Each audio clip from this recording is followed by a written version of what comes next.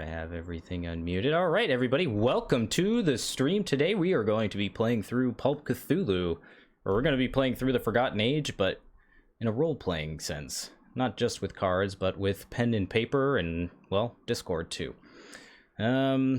Before we kick off today's stream, why don't we go ahead and just kind of go around the table and introduce ourselves and say who we're playing. Let's start with you, Vase. Yeah, I'm Innkeeper Vase Odin from the Twisted Tentacle Inn and Great Old Ones Gaming. I'm playing Father Mateo, el Sacerdote. And Father Mateo is, well, he was in Mexico already, so everyone else is going to meet up with him in Monterey Jack. So that's how I'm playing. And he uses a machete. I thought you were supposed to charge people to get you to say that. Not today. There's going to be a lot of saying of that phrase. Okay, Yeah. so viewers, get your, this is Get it. your money's worth. It's a sale. It's a sale on machetes. There you go. Buy one, get 10 free. Catastrophic, who are you playing? Oh yes, I'm Matastrophic. I run this a little, very modest YouTube channel where I do Let's Plays of the Arkham Horror card game, but I have been invited to join all of you by playing Preston Fairmont on this lovely adventure into the jungle. We are going to be doing great things, and we are going to be... I'm not sure what we're doing just yet, but we will be doing great things, and we will be contributing to man's mastery of nature. I'm going to be bringing some class and very needed supplies to this expedition. Lovely. And what about you, Robert?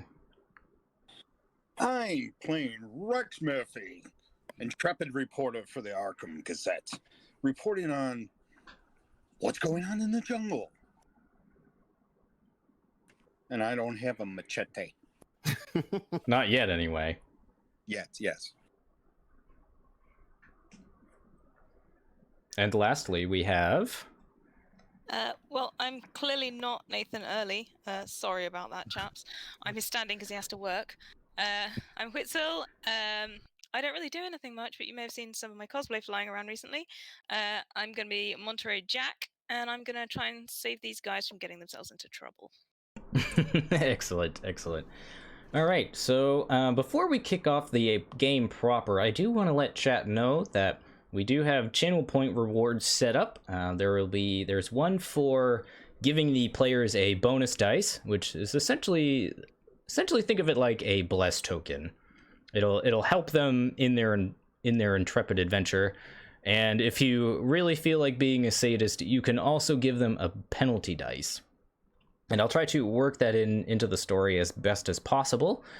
And apart from that, I think that's about it as far as channel points and things are concerned. If you have any questions about the rules, chat, be sure to leave them in chat, and I will try to answer them as they're needed. But basically, Pulp Cthulhu is a variant on the Call of Cthulhu 7th edition rules that allows the players to engage in more two-fisted action. So the players are a little beefier. They have more talents. They're generally overall just more beefed up characters from regular Call of Cthulhu investigators. Where Call of Cthulhu is generally regarded as an investigative horror game, Pulp Cthulhu kind of takes it in a different direction. So I thought it was very fitting to use this rules variant for returning to the Forgotten Age. But yeah, why don't we go ahead and start the game off here. So Rex, you've recently received a telegram from Harlan Ernstone, and he wishes to speak with you on a matter regarding a upcoming expedition into the jungle of Mexico. So when you arrive at his office, you see Harlan speaking with two men, one of which you know to be Preston Fairmont, because he's a well-to-do socialite within the Arkham community. But the other man, you're unsure of who he is. He has a bit of a darker skin tone to him. He's looks like he's wearing some sort of adventurer gear. He's got like, the Indiana Jones style fedora, and he's wearing like a nice canvas jacket and trousers, and it looks like he's seen a few things. And he speaks with a heavy Mexican accent. Hello, my friends. Welcome to Mexico. It's actually Alejandro. Oh, damn it. I was wondering why I was wearing adventurer's gear. Yeah, you're thousands of miles away. Oh, Mateo. damn it. Face is playing Mateo and Alejandro. That's right. I mean, you would certainly have the accent I took over for Alejandro's brain. FYI, spoiler alert. it. So when you first walk into the office, Rex, you see the three men chatting about something, and as you close the door behind you, Harlan looks up and he sees you. Ah, Rex, yes, you've come just at the right time. I'd like you to meet our friend Alejandro. And Alejandro stands up from his chair and he turns around and he extends his hand to you. Oh, Ah, yes. You must be the reporter friend I have heard much about. yes, Rex Murphy. Yes. Intrepid. Yes, well, we have a very exciting proposition for you in the paper. We're about to make huge headlines, and we'd like for you to report on our expedition into the jungle of the Mexico Aztec city-states. Of course. The pay is excellent, and of course you will be compensated for your time as well as your excellent writing story. But yes, the university has agreed to fund our lovely expedition, as well as our very generous patron here. And he kind of bumps the shoulder of Preston, and Preston turns around. Preston just holds up a hand, just like trying to be modest about it. Oh, it's nothing. Yes, so our journey sets off at the end of the month, and we'd wish for you to come along. What say you? Of course. Anything for a payday. Ah, excellent. Then it is decided, gentlemen. As Harlan stands up and he kind of puts both hands onto his desk, and you can kind of notice that his desk is a little lopsided, because when he puts his hands down, you can actually hear the desk kind of bump in one direction, as if one of the legs is a little short from the other ones. That's not a good sign. It's a little Easter egg for those who have been familiar. I remember. I remember. Well then, excellent. Then, without, with no, what's the word I'm looking for? For no Further ado. Yes, without any further ado, then I shall see my leave, and I shall prepare anything else that we may need for our expedition. Meet me at the airport in Boston, and we shall set off in our private jet. So, Good day to you, Mr. Vela. he extends his goodbyes to you all as he leaves the office. Is there anything? Sorry, go ahead. What's a jet? It's his airplane. Oh. So is there anything you guys want to do in Arkham before you set off into the jungle?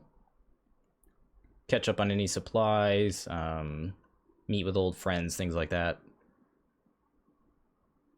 Yeah, I figure Preston, he's just gonna make sure that everything's gonna be pretty well stocked. I imagine that he heard about this opportunity and decided to add some additional funding to this expedition. Mm-hmm. He's actually particularly glad that we have someone as ace as Mr. Murphy himself joining us, because Mr. Murphy is known for he makes headlines, and he writes those words that appear on the pages of the Arkham Advertiser. So Mr. Fairmont is very happy to make to share a drink with Rex Murphy and talk about old times, just to get a sense of Murphy's motivations, and I imagine he's pretty happy with the man he meets. So that way, and also he wonders if Murphy is any good at photography. This this newfangled technology of silvering, silvering on paper. Have you heard of it? Of course Yeah. you've heard of it. It's the 1920s. This isn't like 1875. I'm getting into character, guys. I'm getting there. Yeah, I'll show him. I have this wonderful Hawkeye folding camera. Perfect. I'll make sure you have you're able to take a novel's worth of pictures. This is going to be an important moment. I see our discoveries lining the halls of this university. This is going to be very good for not just all of us, but for humanity in our quest to master nature. Harlan looks at both of you. Yes, Alejandro seems to be quite adamant about this unknown civilization in the Amazon jungle, but admittedly, I'm a little skeptical, but as long as the university has agreed to fund the expedition, I figured we might as well send our best men. Top men.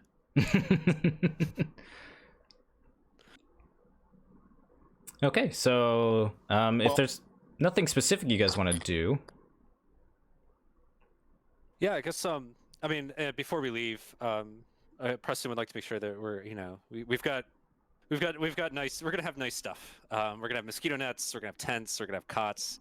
Just sure. We're gonna have good rations. We're gonna make sure everyone's gonna be okay. Okay. Yeah, this is not Preston's first expedition into the wilds, and so he knows that a little bit of money now can save a lot of pain later. At least according to him, and his experiences. Oh, excellent. Okay. Mhm. Well, If I can, I'm gonna make a quick stop by the university and talk to Dr. Christopher, see if he has any information about this area, any background, and any suggestions on what we should bring and such. absolutely. So, so you're already at Miskatonic University because you were speaking with Harlan. So heading off to Dr. Milan's office is not too far. It's basically just on the other side of the quad. So upon arriving in his office, you can kind of see him. He's looking underneath a microscope, and it seems to be like he's inspecting some sort of bug or insect or something along those lines. And he hears you open the door, and he says, "Ah, Rex, my old friend, how are you?" Very well, very well. We're setting off on an expedition to the jungles in Mexico. And do you have, offhand, do you have any information you could give me on, given the area that we're going to, the approximate area, and any suggestions on, things we should bring and, maybe look for? Well, if I was you, friend, I'd be concerned about the fire ants that live in that region of Mexico. La marabunta. Exactly. They're quite vicious creatures, and they can quickly consume any stock that you may have. So I would be sure to keep your food away from the ground. Apart from that, I'm sure there are obvious things like snakes and other wildlife creeping into the jungle. But apart from that, I don't think so. I think you're in pretty good hands, especially since it's being so well funded, from what I hear. Any specific types of snakes that we should be on the lookout for? I don't like snakes. Well, I would assume that there's probably pit vipers and constrictors and other cobra-like snakes down there as well. Unfortunately, entomology is my expertise, and I'm not too familiar with the biology in total down there. But just watch your feet and don't step on anything that looks like it's going to move. So stick, okay. Moving stick, bad. Essentially, yes. Got it. Okay. So you guys kind of spend a couple of weeks tidying things up, tying up loose ends while you're in Arkham, And we will go ahead and head off into this prologue here. So I'm going to mute the chat for a second, and then there will be a audio file that plays. So.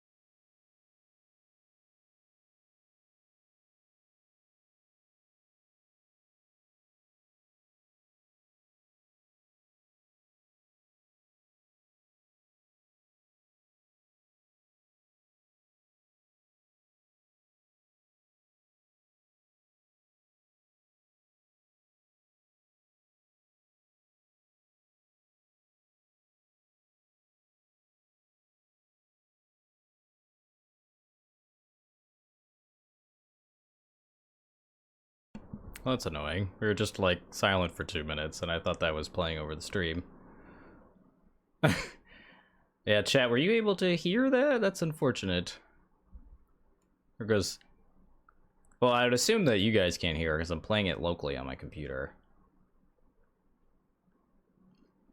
Okay. So basically it was just the prologue of the... Well, yeah, I'm assuming you can hear us now. Because I unmuted it. So good with the music, man. Yeah, strange that it wasn't playing over the, Anyway, point being is that you guys, you know, as the prologue says, you met with Harlan Ernstone and Alejandro, and they tell you about the, expedition into the jungle, and you guys make your way into the jungle at the end of the month.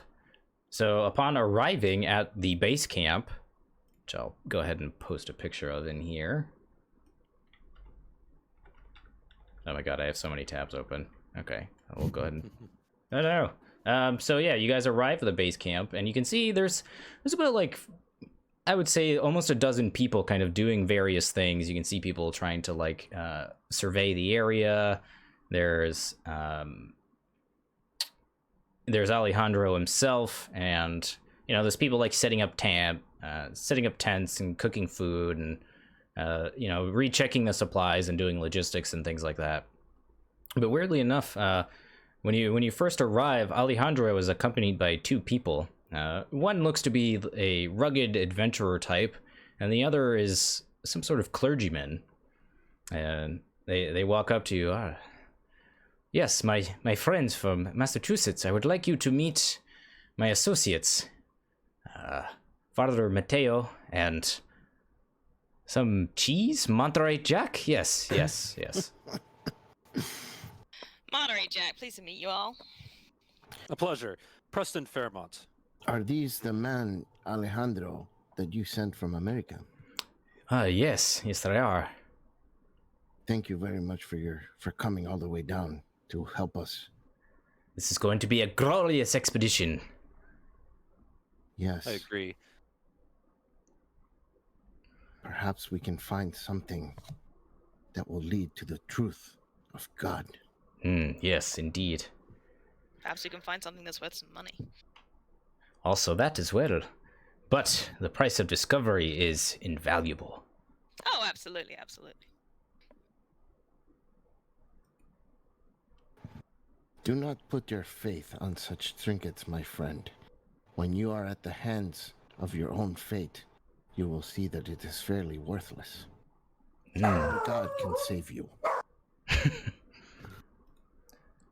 So yeah, as he's talking, a couple of dogs actually circle around your group, and you can hear them barking. And Excellent.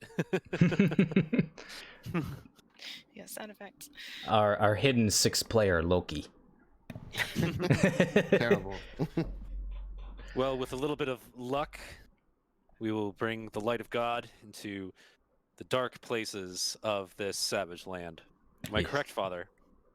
You are sort of correct. Do not underestimate my role in this expedition. I'm here to also provide last rites for those who do not make it, for there will be many. Interesting.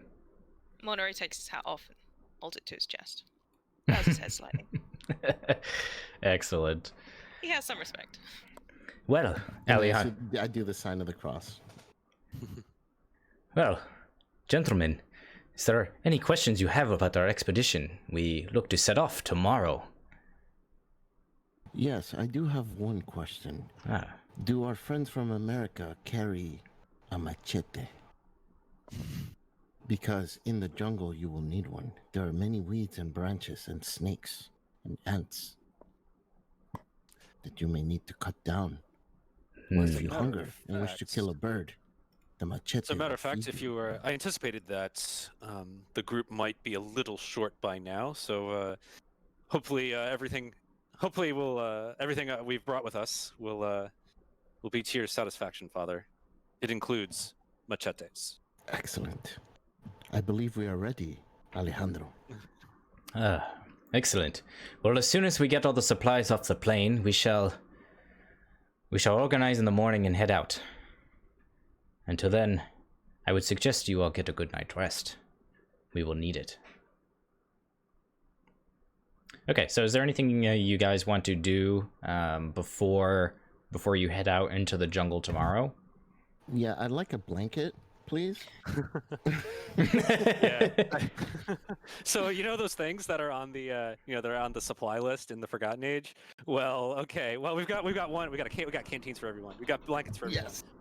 We've got mosquito nets. We've got tarps. We've got tents. We've got machetes. We've got medicine. We've got provisions. What Yeah. about the trinket, though? That's up to you. Binoculars. We've got A binoculars.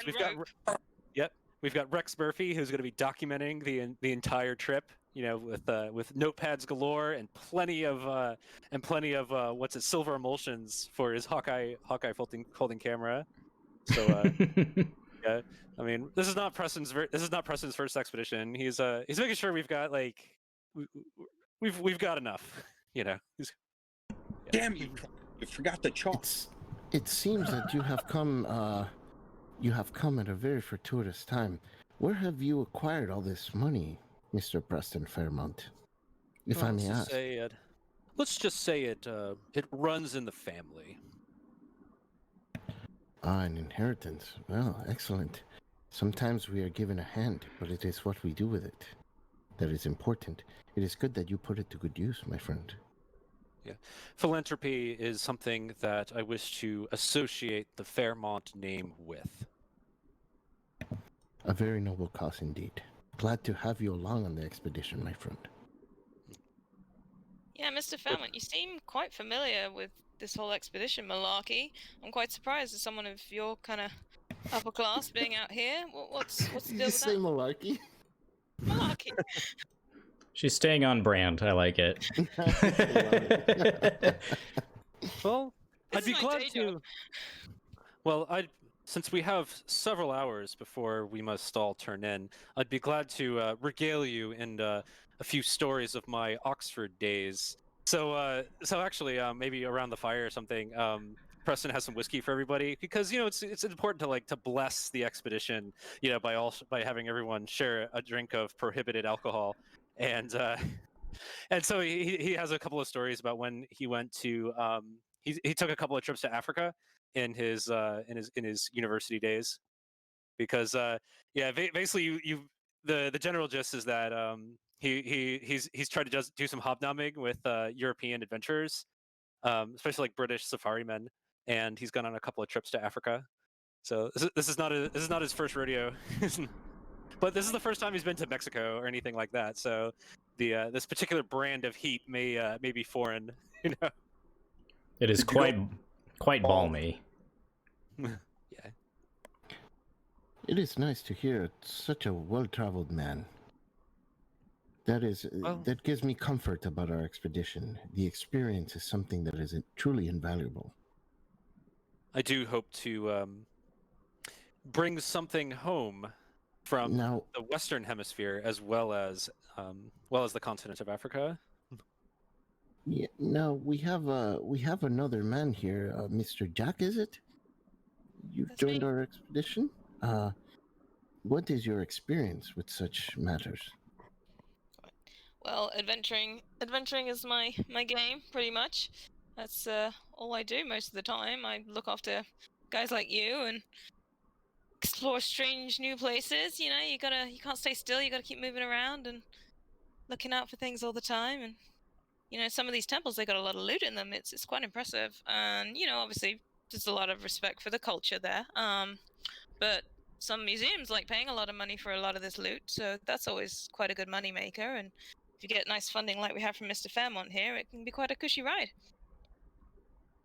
The British are well known for this sort of thing, I would say, and And the reporter, Mr. Murphy. Yes. What exactly is the story you're trying to tell here?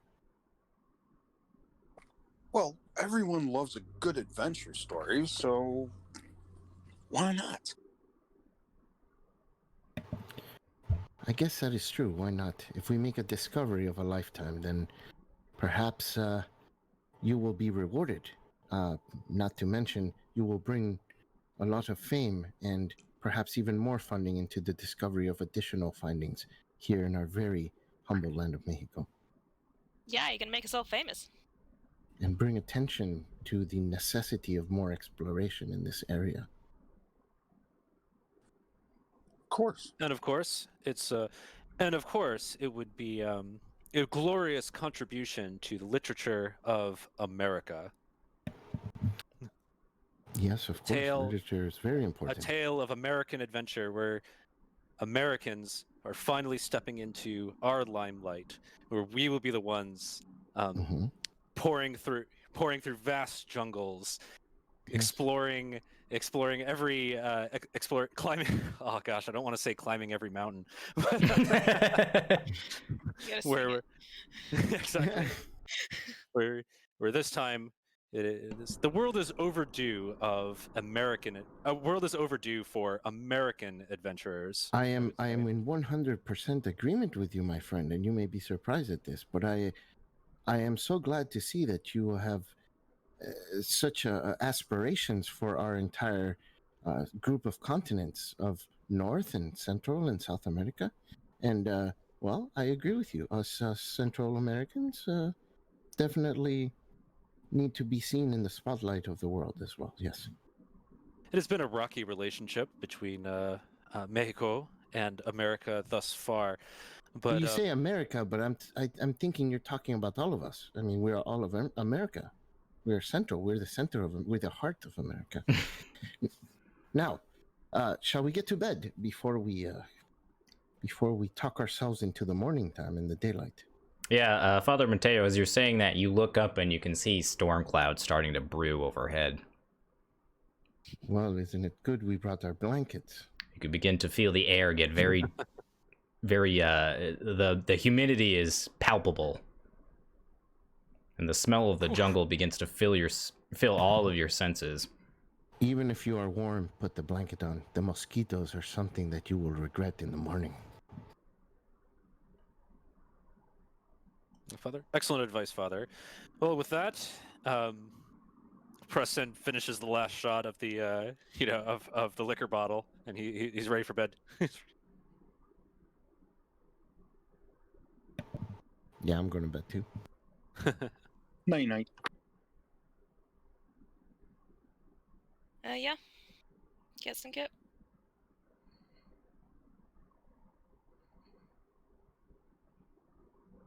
Okay. So do we get attacked in the middle of the night by snake people? No, we brought binoculars. We're good. Oh, okay. What about a Yig? Does he show up in the middle of the night?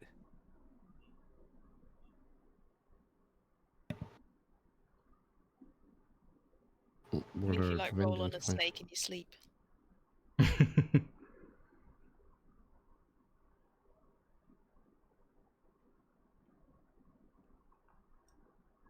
So it seems like our group is probably going to be okay. I mean, we've got several we've got Monterey to make sure we don't get lost. We've got Father Mateo to make sure we don't get lost spiritually, and we've got Rex Murphy to make it all worth it.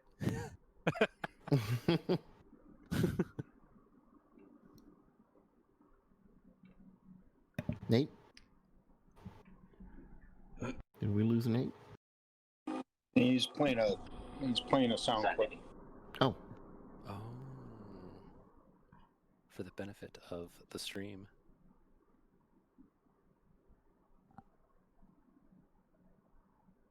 Yeah, I also had a huge coughing fit, so that didn't help. It's time to play. It's time to play allergies or COVID.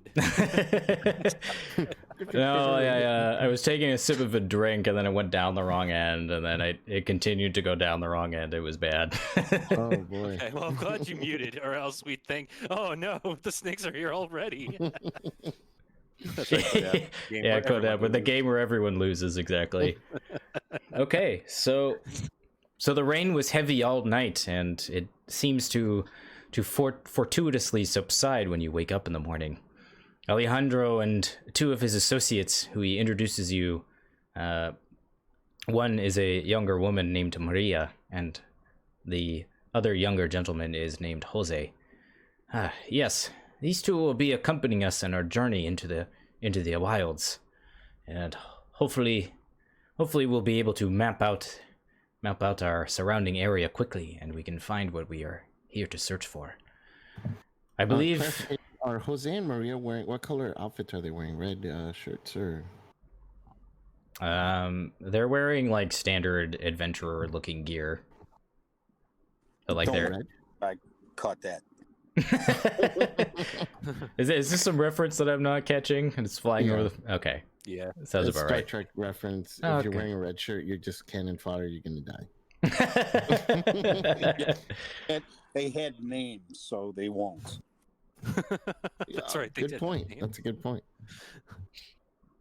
Okay, so Alejandro addresses Jose and Maria. Yes, so Maria, you will be our cartographer, and I would assume Monterey Jack will also be our lead navigator. Preston, Plan. I've heard you are quite competent with a rifle. Well, yes. One does not go on a safari without learning how to shoot. Yes, so you will be our eyes in the jungle, and Rex, I've heard that you are surprisingly resourceful. So if anything is to come at us, I suspect that you will see it coming. And Father Mateo, I have heard legends of your ability to call upon things that are beyond our understanding. Yes, and the healing words of God cannot be forgotten either. Excellent. Well, shall we set off then? We shall. All right, so how this is going to work is I'm going to divvy it up into 3-hour blocks, similar to how we've run Delta Green Vase.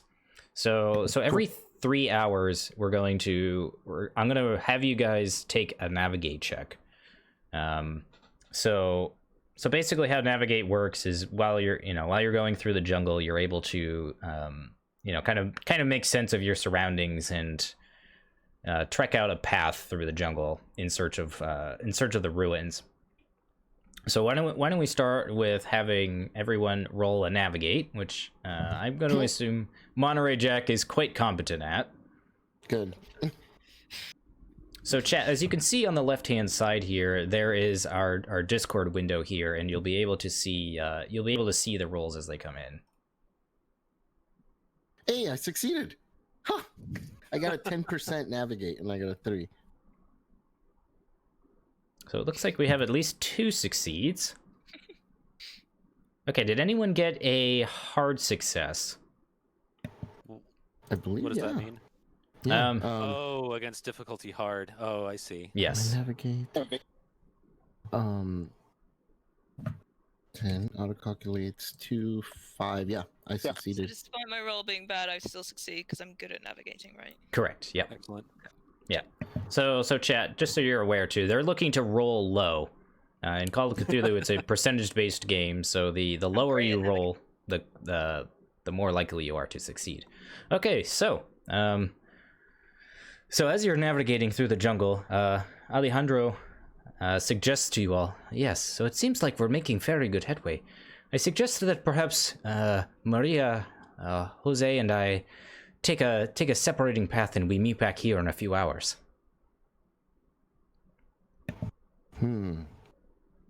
Do you not fear getting lost, Alejandro? No, this is not my first time in the jungle. I am quite competent. Well, excellent. Well, I'm sure You're Maria not, and Jose you're not will... calling us slow, are you? Not at all. I just think that if we split up, we can easily cover more ground. There is a fair point. That is a fair point. Padre nuestro que estás en el cielo, santificado sea tu nombre. I have just issued a blessing to you, and you will now be blessed. Ah, gracias, gracias. Yes. Anda con Dios. Are you guys going on up ahead then? I think what we will do is we will head out towards the east, as he points to the rising sun. You're kind of now at this point, you're like almost in a clearing. You know, it looks to be some sort of haven almost, if you will.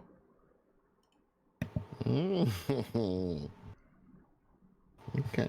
And at this point, yeah, you can see here there's like a statue with the Quetzalcoatl kind of shambled and in ruins around the local area, and you can see the trees, and you know, it's actually a pretty clear area after an hour or two of exploring.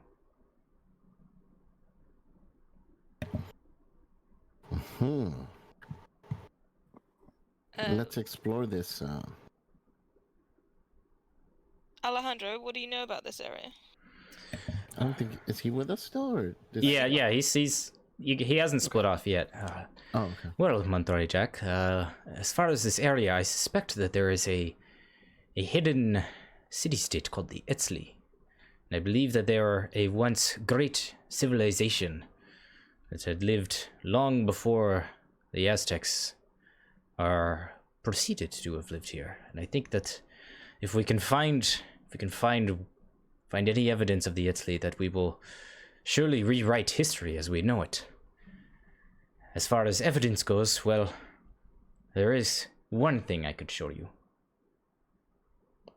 He pulls out a piece of paper and he shows you a drawing of this bracelet that has like a two-headed snake on it.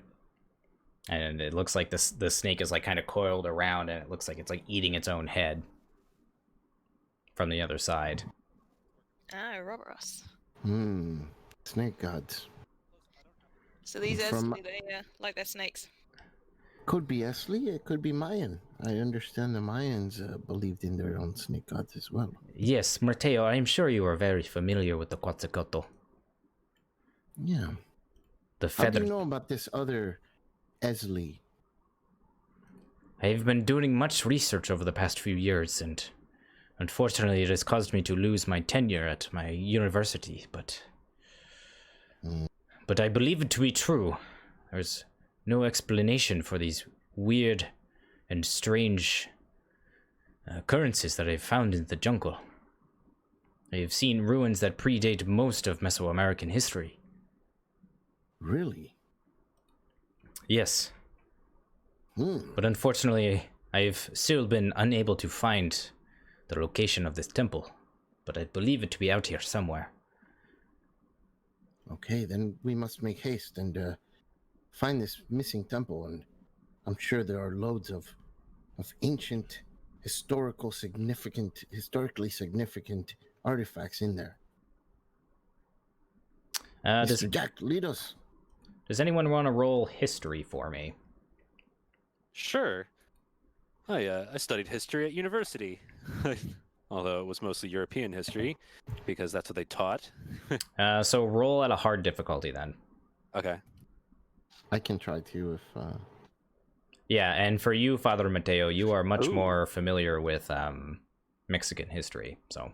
I made hard, in fact. Okay, so let's see what see what, Father Mateo rolls. Why does it take? Oh, that's a fail. So Damn, so I have a 60, and yeah, as you two are kind of surveying the local area, and you're kind of inspecting this this like rock structure in the center here, you can kind of see what looks to be like the head of a feathered serpent, much like in this picture above here. You can see the Quetzalcoatl. And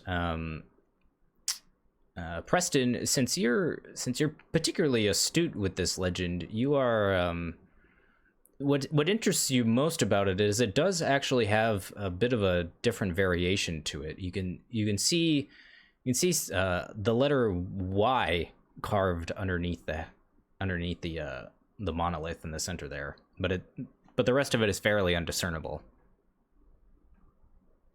Do you see this, my friends? The slight variation may provide a vital clue. I remember my friend Ursula Downs at Oxford. I don't know if her name has traveled very far on this side of the world, but she was obsessed with this for over a week. Yeah, and I'll point out the Y and the strange Y carving in this. Yeah. What particularly interests you about it is that you know the Mayan have a particular depiction of the Quetzalcoatl, but this is much different, much more serpentine. It almost has kind of like an anthropomorphic quality to it. You see these scales here? The Quetzalcoatl is never depicted as having scales. That is quite strange.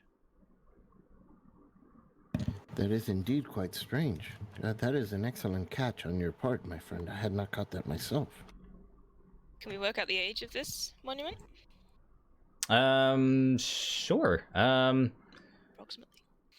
I would, given that Preston rolled very well on his history, he could probably discern that it's definitely pre-Mayan.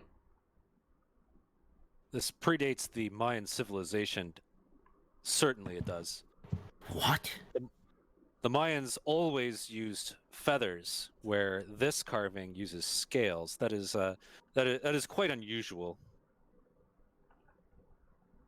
This is quite unheard of. Yeah, Kukulkan always had wings. I'm gonna pictures of the area and especially this carving. Oh yeah. So one thing Rex will note is that one thing Rex will probably note is that Preston in particular is he's very concerned about making sure you take good pictures. Because this is going to be the photographic evidence that is going to it's going to really matter. Is Alejandro still around? At this point, since you agreed to split off, him and the other two members have gone to the east, like they said they would earlier. But they're probably still like relatively close to you. It hasn't been too long. You've probably spent maybe 20 minutes or so. Well, before they left, I wanted to get a quick picture of the picture he showed us. Okay. Let me see. Let me show you here. I have so many tabs open. There we go. So he kind of shows you this strange, it looks like an impression, like he took an impression of this carving. And what's particularly of note of it is that, while usually the Mayans kind of depict, they depict snakes more on the ground, it's interesting that these snakes are kind of like eating each other, and they seem to be kind of like becoming human. Are those snakes with legs? Fascinating. Probably some pagan god that they worshipped. Very common amongst the natives. That makes sense.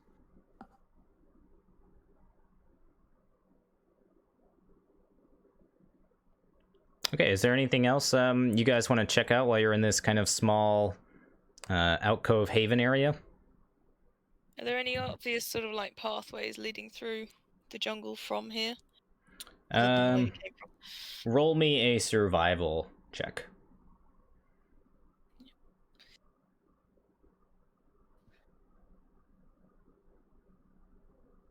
Oops, hang on.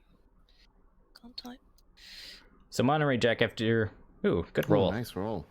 So yeah, you can see kind of towards the south. You can see there seems to be a fairly old trail, like almost like weeks old at this point, but it definitely looks like it was traveled by humans, because you can see this is like there's a very like distinct like pathway, and then you notice kind of like right on the edge of the pathway that somebody cut one of the branches off a tree nearby With a machete. with a machete. Watch out, so it looks like there's a path over to the south.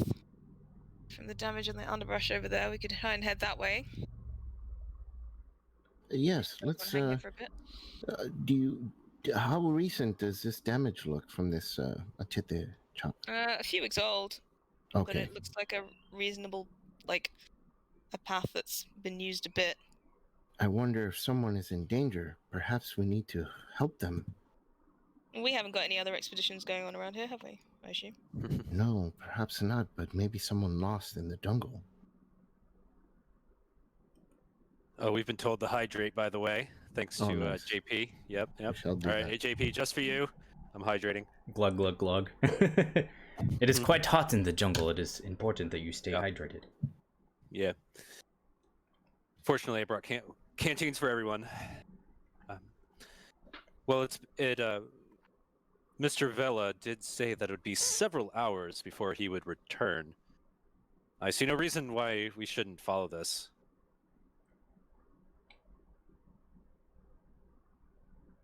We've got a compass, right? I got a compass. Oh, we've got compasses. Preston has a lovely jeweled compass, in fact. Oh, really? It's jeweled. I didn't expect that, but thank you, Nate. I mean, I figured you're well off. You wouldn't buy just a normal. It's got some gold plating in there at least. Oh yeah, for sure.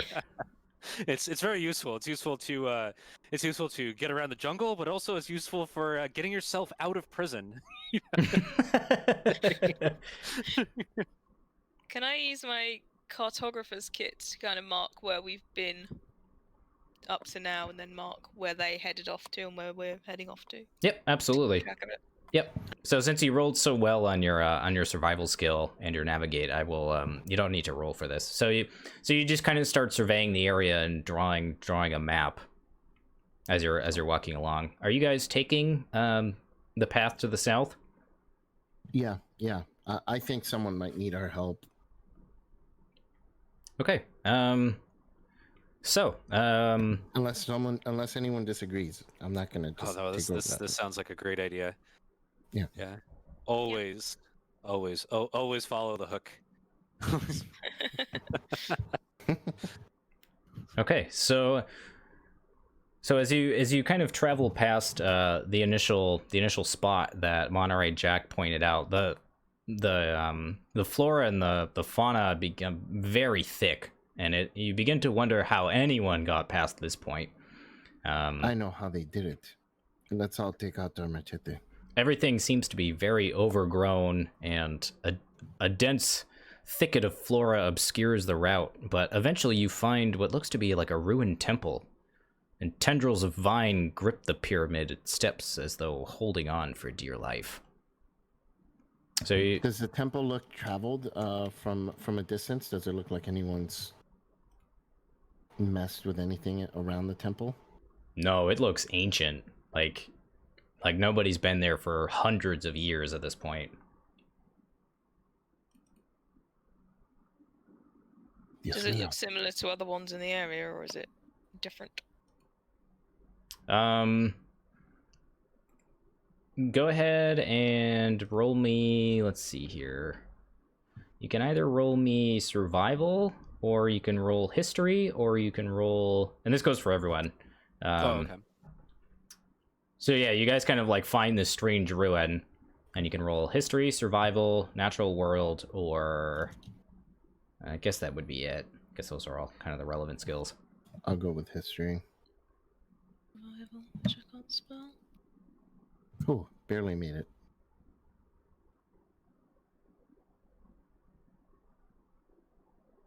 Nope. No. Hold up. Yeah, you just have to type in the command. You don't. Okay. Yeah, I got my history check. Nice. Oh. Okay.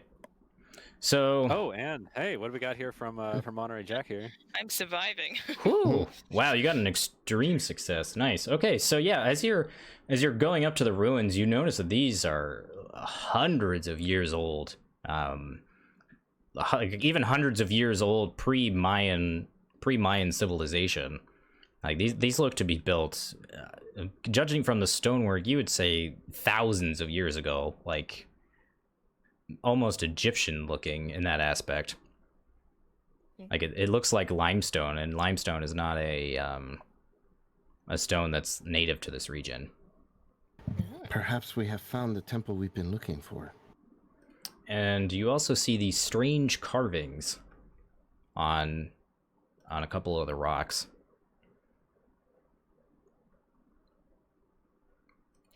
It's a lot of skulls. Oh dear. That's What gonna do be a the good carvings thing, look like? So they look like, it looks like skulls, but strangely enough, the skulls they're a little more pointed. And then the nose is almost like a dog's nose, like it's more on the front of the face. Sort of feline creatures. I'm gonna start creating an elder sign symbol. Take 1 hour to do it. Wow, 1 hour to do it. Okay, I will advise that if you fail, it is really bad.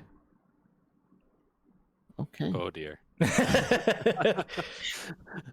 That really had like 3 E's in it. It had like 3 E's, 2 A's, and 3 L's. I am like, Father Mateo. really I can bad. turn failure into success. Padre nuestro, protégenos contra esos dioses malditos. Okay, And so then I'm gonna start doing the ritual. okay, so while you're doing that, does anyone? We'll get to your role in a second, Vase. Does anyone want to do anything else while he's performing this incantation? Mr. Murphy, you must document this. Of This course. predates even the Mayans. I'm taking rolls and rolls of pictures. Ka-chink, ka-chink, ka-chink, ka-chink. I want Are there any? Oh, carry on. Sorry, go. Are there any entrances to this temple? So it looks like there used to be, like you can see like remains of like a stairway that led into an entrance, but it's so overgrown that you're unsure of whether or not you could even attempt to explore the ruins inside. What have we here? Perhaps How long a would it take to burial walk around place? Walking around the ruins itself, Yeah, like as in like around the edge. probably like, I don't know, 2-3 minutes. It's not huge. Judging from what you can see, it's probably some sort of tomb or mausoleum or something along those lines. Okay. So it doesn't look like a kind of city building, like. Alright, I'm gonna go and just do a circuit of this thing, see if I can see anything on the other side. Okay. When you arrive on the opposite side from all the other investigators, roll me a luck roll. And while she rolls that, what time of day is it? At this point, it's probably close to midday. Ugh. Okay, so as you come around Fall into a pit. as you come around the edge, the far edge from every other investigator, you make a misstep and you snap a twig, and pouring out of this rotten piece of wood is just hundreds of fire ants. Oh dear. So go ahead and Ants! go ahead and roll me a dexterity, or roll me a dodge roll. Not the ants. Oof. Okay, so I'm just you going to the extremes. yeah, you fail to kind of swat the ants off in time, and they just start like crawling up your left leg, and like they're getting underneath your trousers, and they're biting you all over the place. Ants in the pants. Guess my throwing knives aren't much good. Kill him with fire. Yeah, Well, I'm no, not- I'm thinking, what have I yeah. got? Have I got any like booze or gasoline or anything on me? You gotta I have said wipe my torches. leg, but... no, something So toxically wet. you have candles. You can always roll a luck roll to see if your character remembered to bring things. Okay. Well, like anti-repellent. Yeah. Really thick trousers. I also do okay. imagine if Monterey starts shouting that we'll probably hear something. Yeah, you would Yeah, definitely be yeah. on earshot Oh, yeah, for I'm, sure. I'm screaming like a girl right now. So Okay, all right. I there's take no off. shame here. I take off. Yep, I'm on my way. I'm wary about rolling luck again.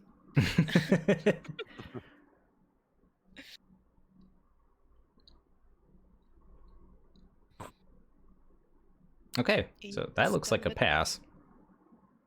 Oh, what's my luck? My luck's 70. Is Yeah. that what I'm marking it? Okay.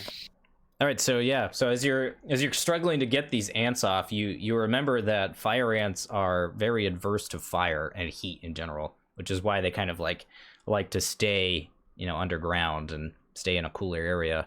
So you manage to kind of quickly like grab a match and grab a candle and light the candle. You kind of like start like running it down your leg to try to deter the ants from you. Okay. Get away, you dagnabbit ants. Okay, and then so Preston, you were running around the corner, yes? Mhm. Okay, so yeah, you kind of you start to see like all of this happening, and you see the swarm of ants like crawling up Monterey Jack's leg. Stay back, Preston. There's a lot of ants around here. I think I got it though. Good God. And then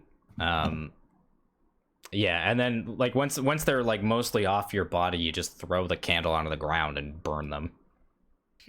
But go ahead and make me a Constitution check.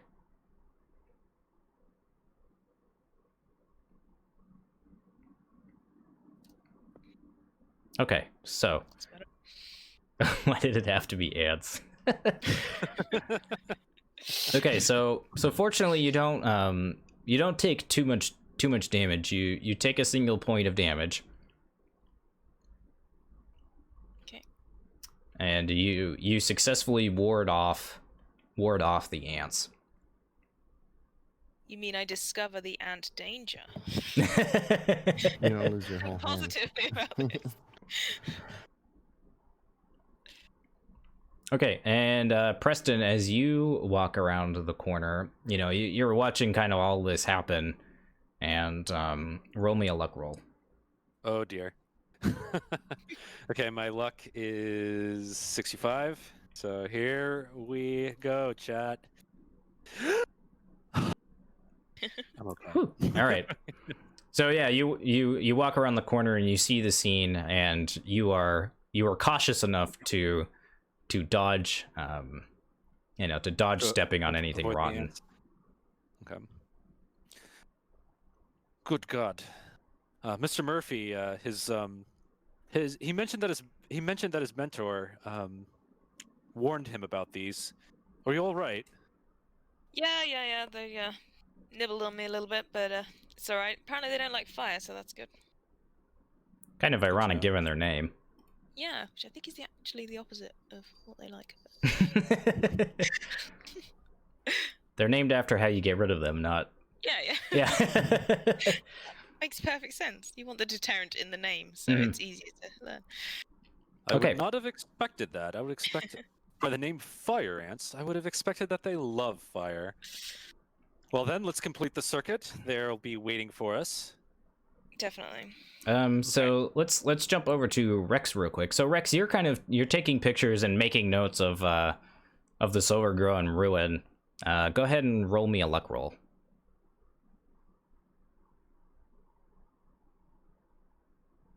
Uh-oh. How lucky is Rex? Would you like to push your roll? So you can, for those newer players and for chat, players can choose to push rolls. It essentially it allows them to re-roll a check, but if they fail the check, then it has a much more dire consequence than failing the check. And when you push a roll, you have to narratively explain how you're attempting to push the roll. Okay, so Rex, as you're kind of taking pictures, you decide to kind of move one of the rocks to get a better angle at taking a picture of of one of the carvings in the side of the ruin. But when you do that, you see a snake kind of pop out. Oh dear. That don't sound good. I will whip out the machete and chop said snake.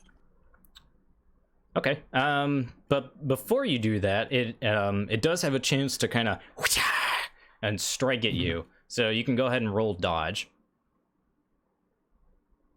It's a viper. Oh dear. You're gonna get a poison weakness.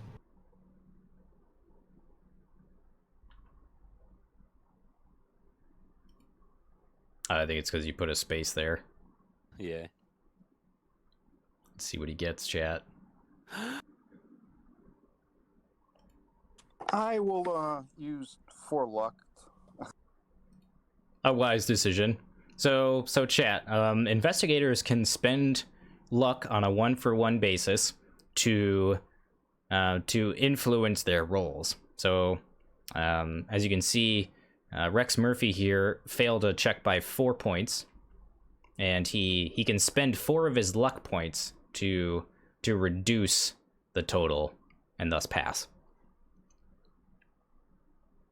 All right, so as you're taking the rock and moving it to the side, and the viper kind of comes out of nowhere, you manage to just barely dodge its initial bite. And then you can go ahead and make your swing with the machete.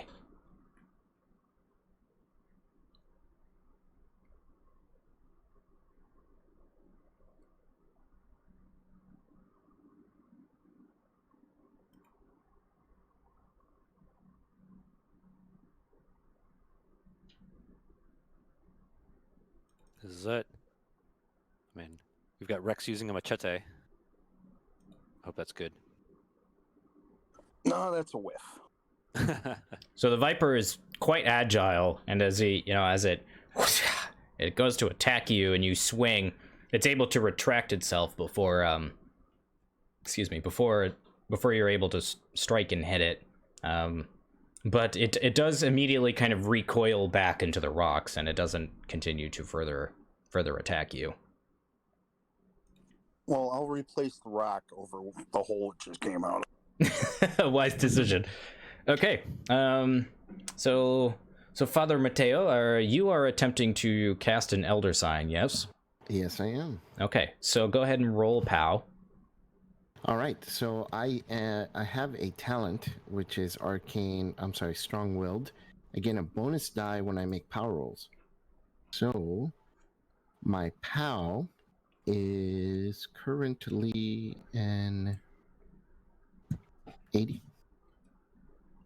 So we shall see here. Roll 1d100. And then how do I add the other die? So you're adding 1d10? you're adding a bonus die, so you want to type KL, so it'd be 2D100 KL1, which would be keep the lowest. So just to kind of briefly explain it for chat, bonus die and penalty dice are essentially in the regular rules you would roll an extra D100 or an extra percentile die, and you would keep, or in this case you would keep the lowest dice. But since this mod or this dice bot is a little finicky, I was unable to get it to work totally properly, but I think it serves the same purpose. So okay. And yeah, so my prayers have been answered. Okay, so yeah, as you're spending like an hour doing this. Yep. You find a kind of like pretty sizable rock in the ground, and you start kind of just like taking like another rock and carving in the runes and the actual elder sign itself. And basically what this will do is it protects the area from Mythos beings. So it cost me 10 POW Yep. to use. So I'm down to 70. Yeah, just don't use this rock right here. Yeah. All right. Good. So yeah, so you guys have been exploring for about 2 or 3 hours now at this point. Between your initial surveying of the area where Alejandro left you and like treading into this new area with these overgrown ruins. Go ahead and roll me a group luck roll. Ooh, how does that work? So you basically all just roll luck, and whoever, just one of you needs to succeed. Nope. Oh, there we go. I think Rex is feeling lucky today. Oh, Mateo's feeling very lucky today. Yeah, God has answered my prayers, all of them. Nice. So you pass a hard luck roll. So after you're done casting your elder sign, you are encountered by Alejandro, Jose, and Maria again, and they kind of come around the portion of the jungle that was closest to where Monterey Jack had his encounter with the ants, and he I see. Okay. says, yes, I see that you did not stray too far from our initial meeting place, but I have something exciting to show you. Come. Do you not see the temple we are in front of, Alejandro? We have found it. We have found it. Oh, unfortunately I have been here already. This was the initial spark for my desire to do a further expedition, but I have something very interesting to show you. Oh boy. Are there any other temples you need to tell us about, Alejandro? Because it would have been nice to have seen some kind of marking, or I have not been able to survey the area without the accompaniment of all of you, so.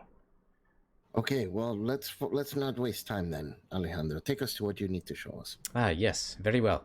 It's just to the jungle out that way. So he points in the direction that they came from.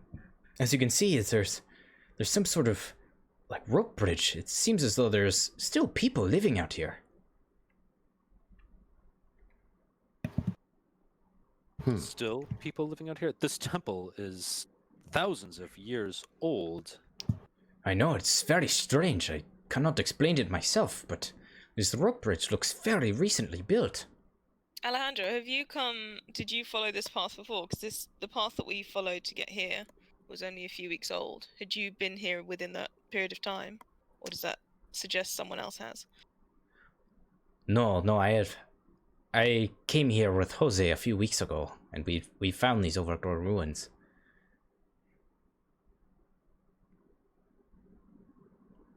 Is there any other evidence of people in the area? Well, as you'll see, this rope bridge is quite interesting. It seems to be, as I was saying, very recently built. And perhaps it is other explorers who are trying to beat us to the discovery. Perhaps, but if that's the case, then we should make haste. This I agree with. Yes, very Either well. way, Alejandro. So he leads the way, and go ahead and everyone roll me a navigate check, or whoever's the best at it, which I would assume is you, Monterey Jack. And Alejandro is also going to navigate. All right, so that's a pass. So I don't really need to roll, but we might as well. Okay, so about a half an hour, exploring through, the very thick environment of the jungle, you eventually come across the rope bridge that Alejandro was mentioning.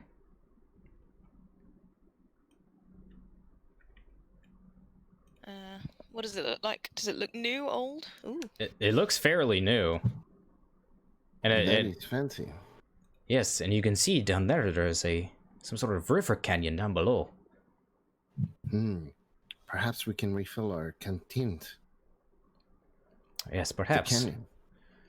Well, as you can see, there's a waterfall not too far from here. And, as he points, you can see the waterfall kind of in the distance, and you can kind of hear the faint sound of running water in the background, on top of all the other jungle noises that are going on.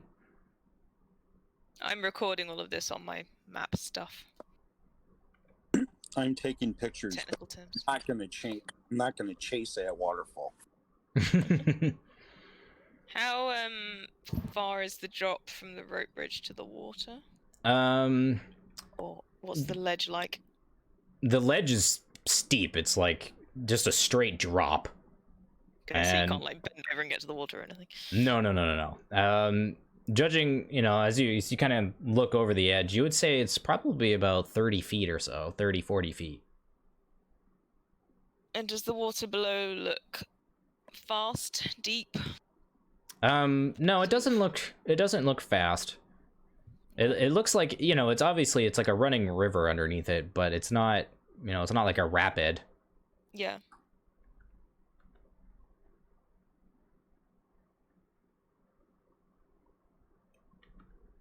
What do you want to do, guys? Shall we, I suggest that we cross the bridge.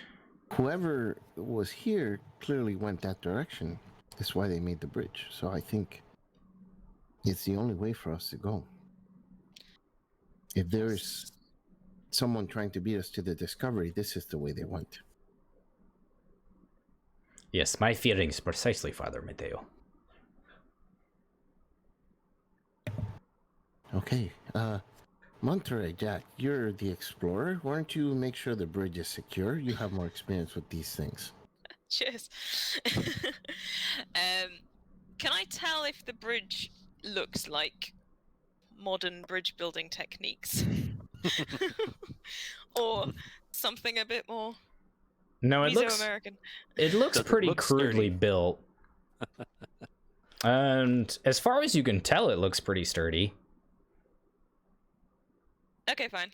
I'm just gonna wander out, not too far, relatively slowly, holding on to the sides. The chat is helping us. Why don't, before you go, someone can roll engineering.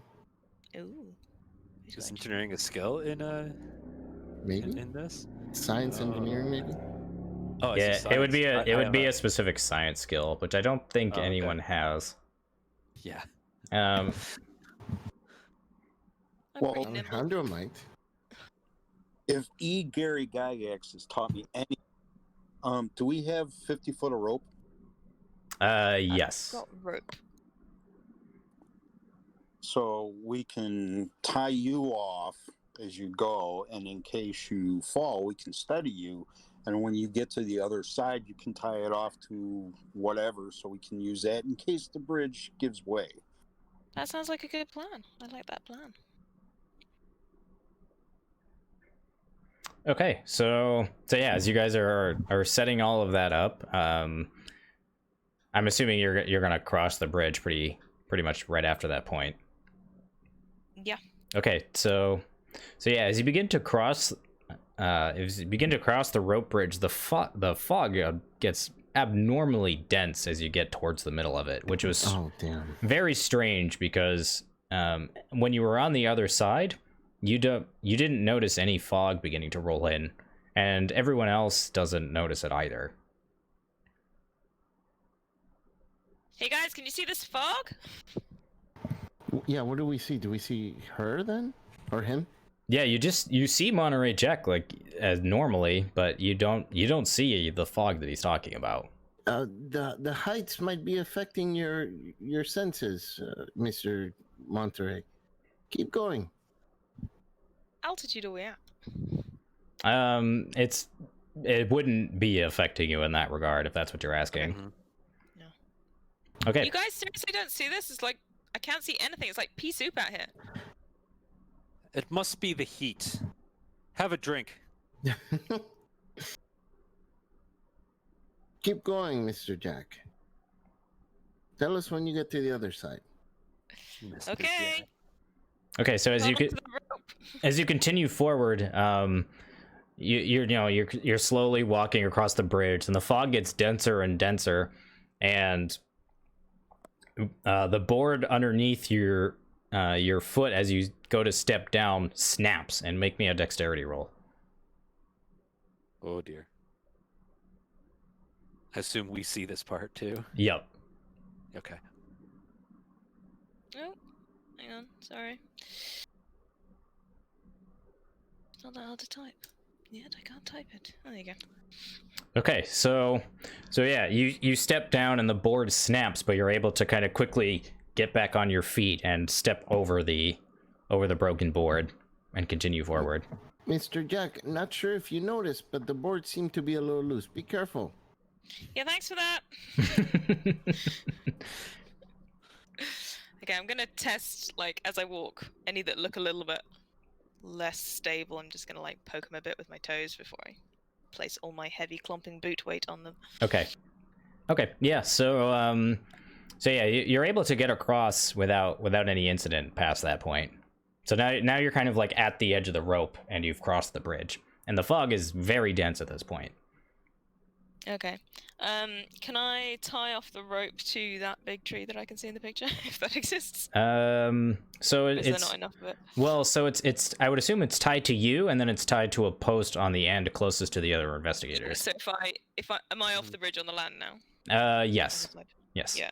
Okay, so if I take it off of me and then tie it to the tree. Yep. Yeah, you can absolutely do that. Yeah. Okay. Can they still hear me from the other side, I assume? Yes. You have to kind of scream at them, but yes. Okay. I won't actually scream. The rope's secured if you guys want to cross. You gotta come see this fog. Yeah, so I guess I imagine we send everybody across, I'd imagine. Watch out for the boards, though. They're a bit rotten. Okay, and how do you want to go about doing that? Whew. Do you want to do One it at a time? one at a time? Yeah, definitely one at a time.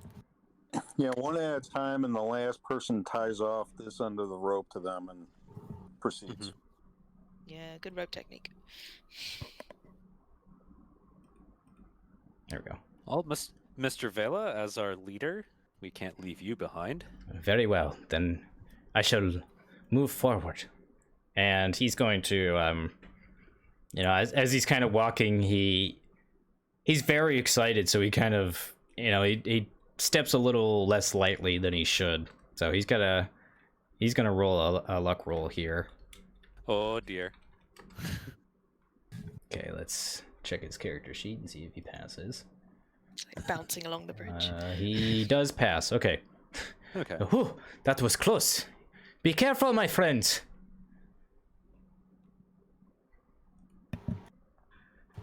We shall keep an eye out for the loose panels. While those guys are crossing, can I have a look around? Sure, absolutely. I see? So I'm not wandering too far, just like... yeah, just in the surrounding area. Yeah. So yeah, as you pass the bridge, it's basically like more jungle. But at this point, you can see it starts to really get dense, and the trees begin to overhang and kind of blot out the sun. And unlike the area that you're in before, there's lots of large thorns. Kind of like going along whatever path that you've discovered. Are those guys experiencing the fog now? Yes. Yeah. So yeah, as you guys are, making your way one by one across the bridge, you begin to notice a very dense fog kind of obscuring your vision in front of you. Some might call it an obscuring fog.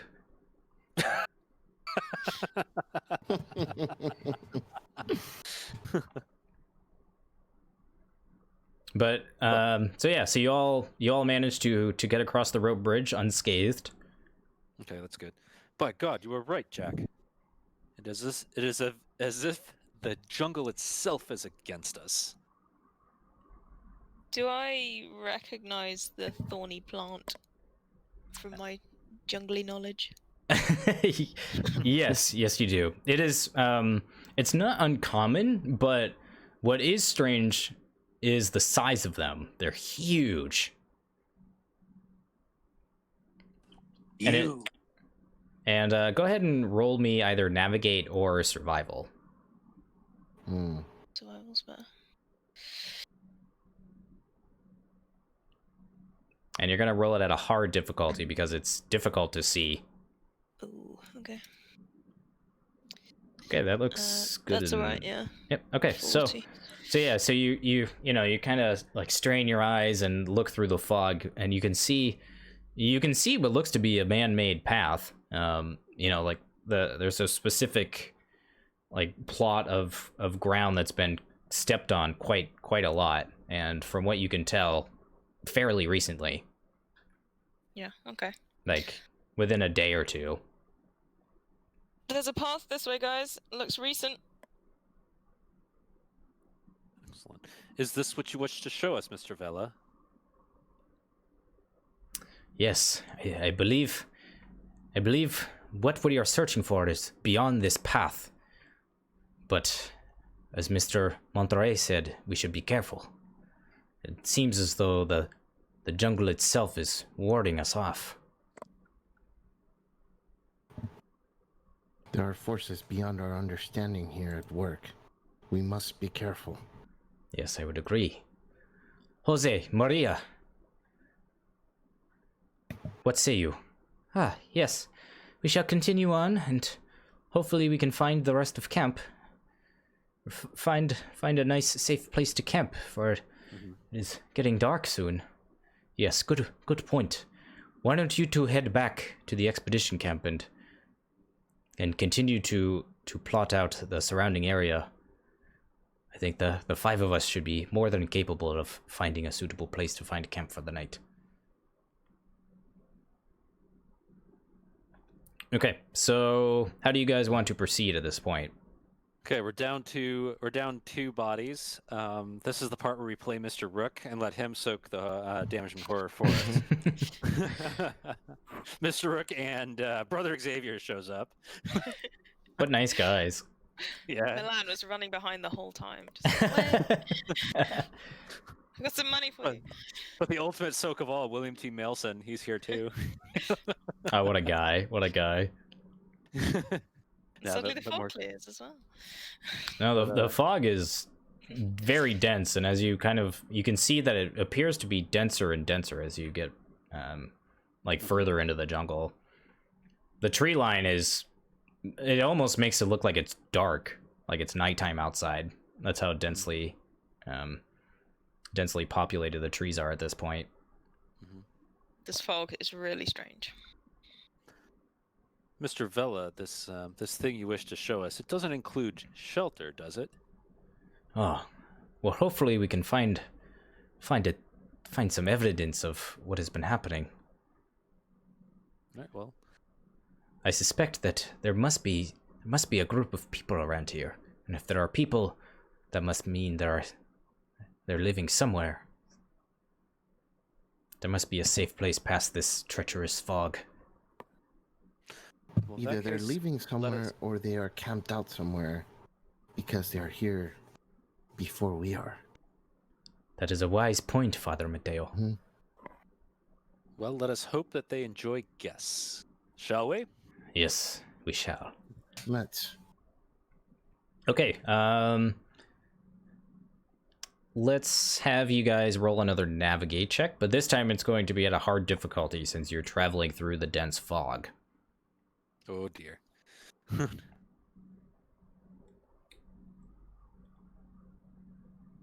Hey. All right, very Monterey. good. Very good. Everyone else is going to have to roll navigate too. Oh, okay. Because it- it's 10, so that's a very bad fail. How long have we got before it I do gets- not make hard. I just make normal. I just Okay. Did anyone get? Doesn't look like anyone failed extremely. So, okay. Should I have rolled there? I'm sorry. Yeah. Go ahead and roll. okay. Okay, so nobody failed extremely. So you guys all managed to stay together. Oh, that's good. Yeah. So about an hour or so, exploring into the jungle, you all of a sudden hear, "Vroom," and everyone make me a luck roll Oh dear. at a hard difficulty. Oh dear. That's how. Yep. That's right, base. Lucky said? Mm. Oh, 60. Hard difficulty, so half of our luck. Yeah. Oh, so close. I'm bumping it. All right, I'm spending some luck points. I don't believe you can spend luck points on luck rolls. Oh no! Yeah, you can't adjust luck rolls with luck points. Yes. Yeah, Oh, hard. Didn't make it on hard. Darn it. Neither did I. Okay, so yeah, as you guys are walking through this treacherous path, you see arrows flying out from the trees. No. Duck. And who failed by the largest amount? I failed by 2. I failed by like 20 something. Yeah, I failed, but not that bad. Okay, so Father Mateo, one of the arrows hits you, and you take roll a d8 for me. Oh dear. Oh, Oh. so that arrow hits you like right in the leg to the point of like right into the bone. Father, get down. Too late. Ay, mi pierna. No. Ayúdenme. Nos están atacando. They're attacking us. Can we tell which direction the arrow or arrows came from? You can roll me an extreme spot hidden. Extremely spot hidden. Spot hidden. Spot hidden. Well, it's not going to happen, is it? Okay. JP has provided the answer. Yes. JP has provided- Turn the auto Oh. into the. What is this? What is this, Monterey? Does that pass? I don't know. How does the spot hidden? So it'd be 1/5 of your normal luck value. That's Spot pretty hidden much a value. pass Whew. for almost anything right there. So Rex, you're able to see clearly for just a moment, and you can see what look to be Mayan warriors shooting at you from up in the trees, and they seem to be kind of pursuing you, like behind you, and they're shooting like pew, pew, pew, pew, behind you. Do not kill them. They do not know what they're doing. Well, they tried to kill you. I have never been one to assassinate my host. Let's get out of here, Father. They are We just like- people. Perhaps we can talk to them. Alejandro, say something. I suggest we run out of here for now. Okay, let's go. I can't run with my leg like this. I- Maria, Jose, carry me. No, they've already left. They're gone. I imagine Quick. Preston is lending a shoulder. Yeah, Alejandro will kind of like give a shoulder, and Mhm. so yeah, you guys are being shot at basically from the back. So you guys just kind of bolted at this point. And go ahead and roll me a, what would I even want? I guess roll a dodge roll. Oh, So dear. a second round of arrows begins to rain down from the trees as you guys try to make your escape. That's a fail. Yeah, there's no dodging occurring there.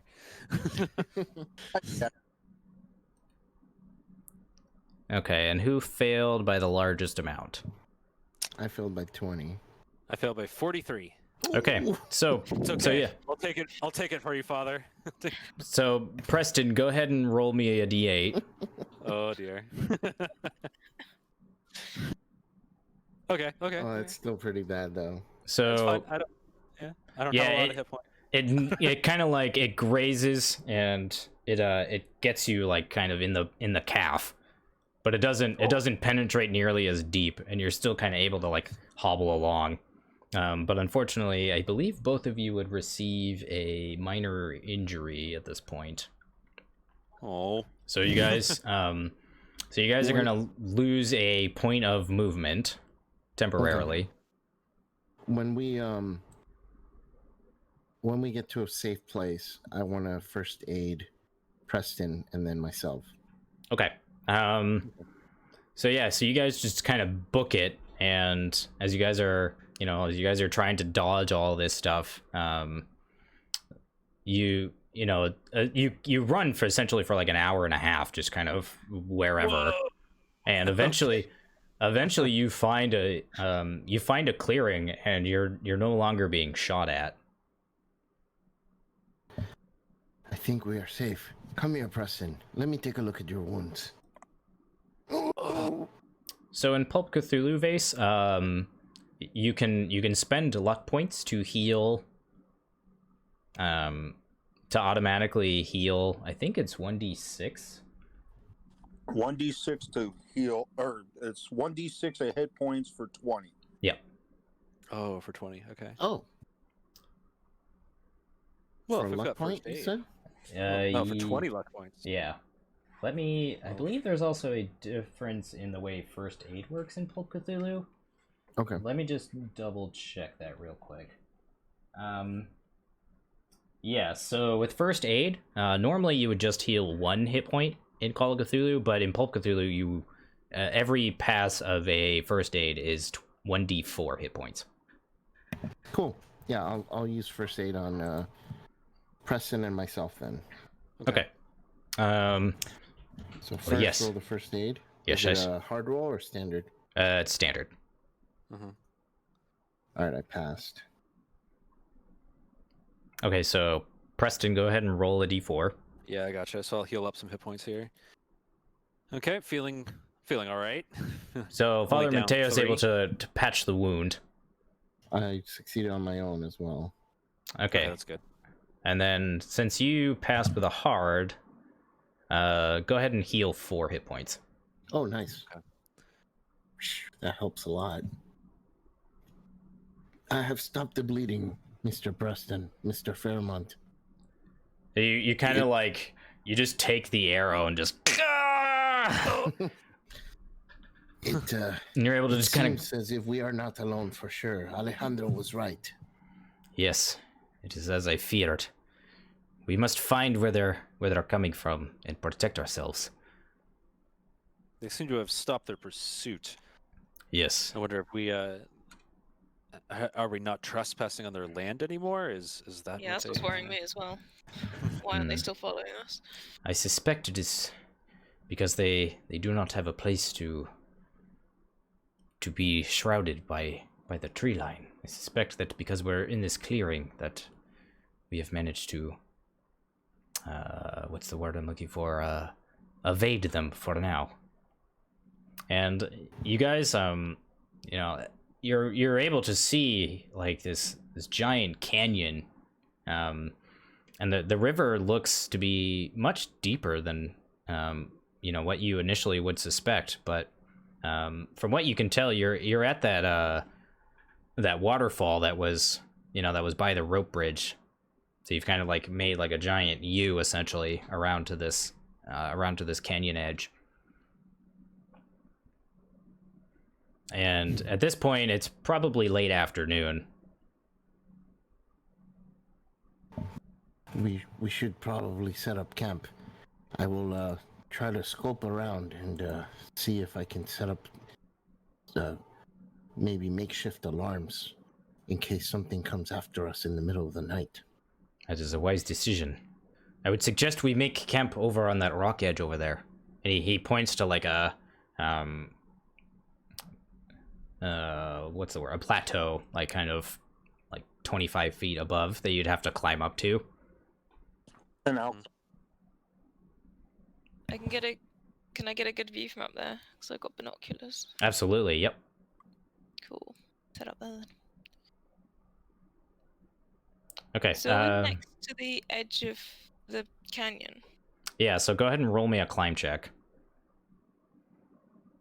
And what should I roll for the alarms? Should I do survival jungle or something else? Yeah, do survival jungle. Okay. Or I could go engineering. Whichever one you're better at, I'll accept. I don't have engineering, I'm joking. 1% engineering. Okay, so yeah, you're able to... Oh, God. I put 2 little sticks. Okay, we have alarms around the camp now. I would Dried leaves. If they step on it, we shall hear it crackle for a second while we are asleep. And then the wind blows them away. Okay, so let's get back to Monterey Jack. So yeah, so you get up to the edge of this plateau where Alejandro suggests you set up camp, and I'm assuming you kind of throw the rope down to make everyone else's lives easier. Yeah, that's a good. Well, I don't. Have I still got more rope? Or which rope did we use for crossing the bridge? I'd imagine we'd have recovered that rope. Yeah. Okay. Yeah, and each investigator would have their own set of rope. So. Cool. I will use rope. And then you wanted to use your binoculars to get a good look of the surrounding area. I want to scan around and see if I can see those guys and see what else I can see. Okay, so I'm gonna assume that's more of a track check. So go ahead and roll me a track check with a bonus dice. That's a track check. Okay.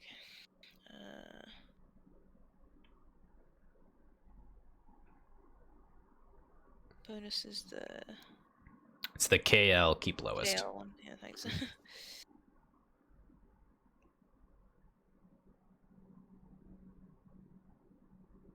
Okay.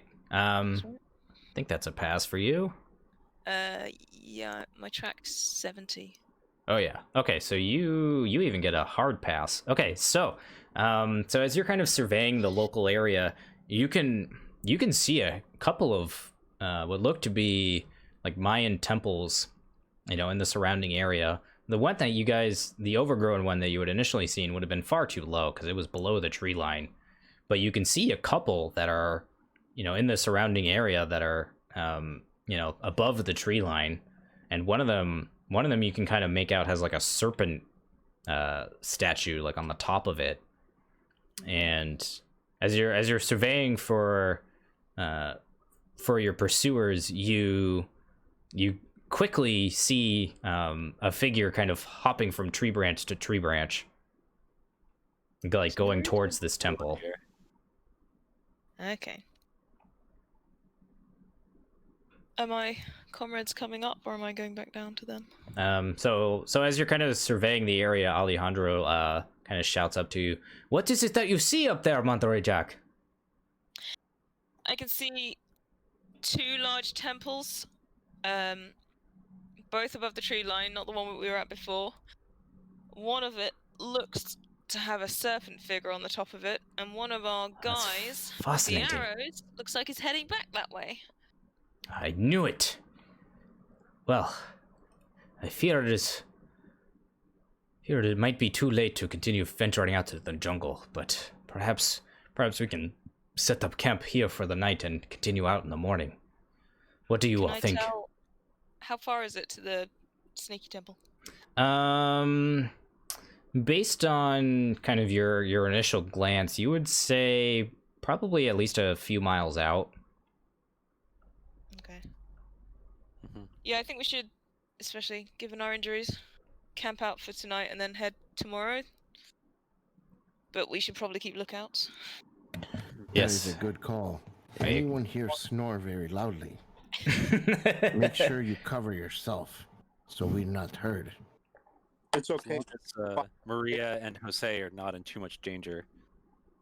Yes, I suspect that they should be all right. I'm assuming they've made it to camp by then. And Father Mayo put out traps for him, so we'll We will be able to hear them. I suggest that we make a rotation of some kind. Perhaps one of us stays on a lookout for a few hours, and then another person wakes up and relieves them of duty. And we kind of go in a circle around that way. Sounds I am good. familiar with the concept of watches. Well, the first watch is the most honorable, so that shall be you, Mateo, for you have taken the nastiest wound of the day. Oh, thank you, but it is the power of the Lord that keeps me going. Yes, I also think that you, Father, will probably need your sleep more than the rest of us. Okay, I shall not argue with you then.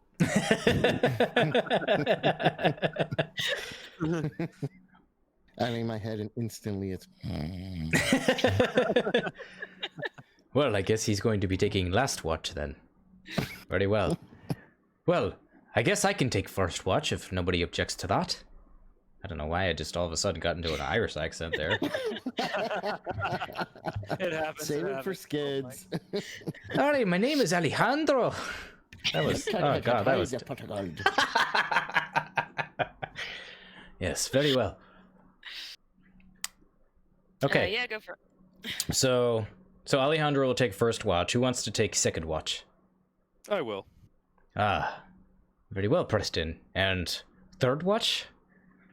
I'll do it. Ah, yes, Rex Murphy. Very well. Then it is settled. Let us set up camp up top, and we will make our rounds for there.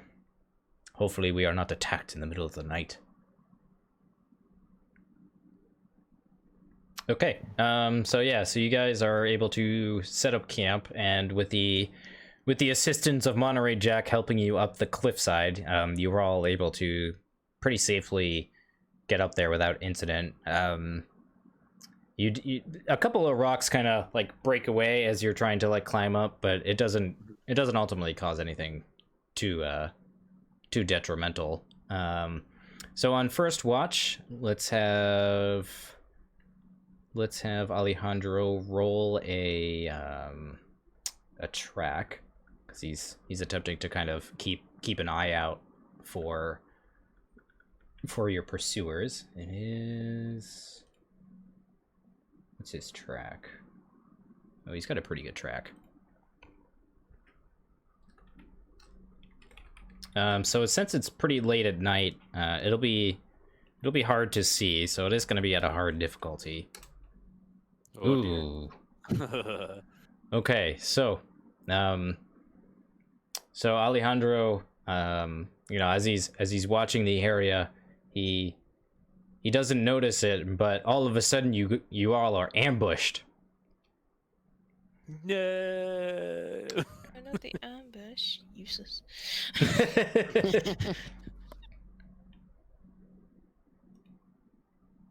You're not even trying, Alejandro.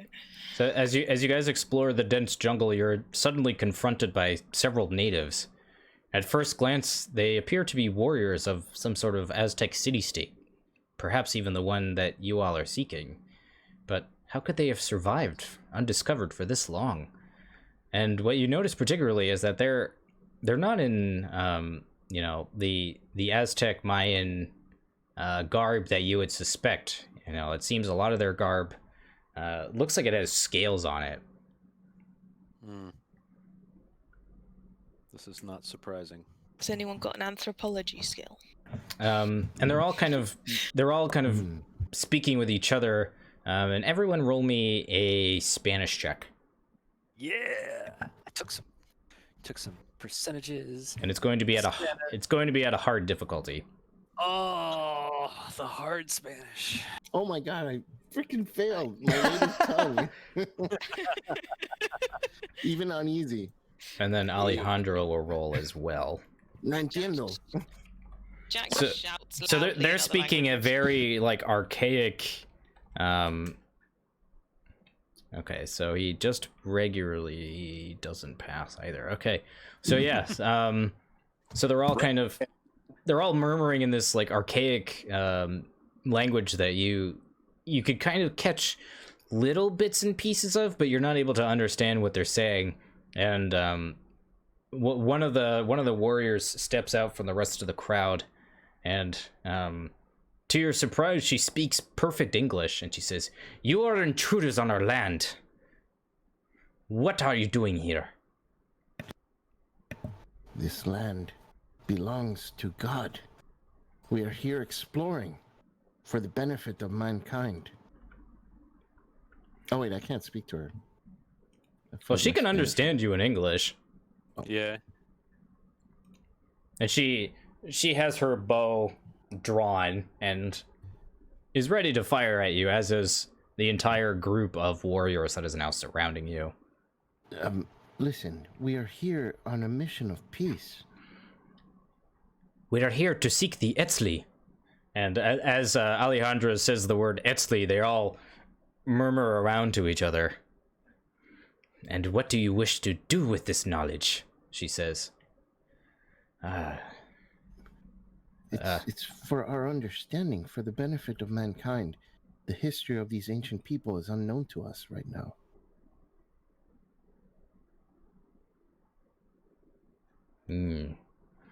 That being said, we understand that you are our hosts, and we respect we respect your territory. We As you guys are kind of talking, she has this like ocarina kind of like on her person, and she quickly kind of like grabs it, and she blows this like very shrill note into it, and the rest of the warriors kind of jump up and like jump into the trees surrounding you guys. We are not here to fight at all. We did not know this was your land. We did not know there were any inhabitants that were still alive in this area. If I may ask, who are you? My name is Ichitaka. Taka. I am Father Mateo, and I am part of this expedition led by our friend here, Preston Fairmont. Preston, come talk to Taka.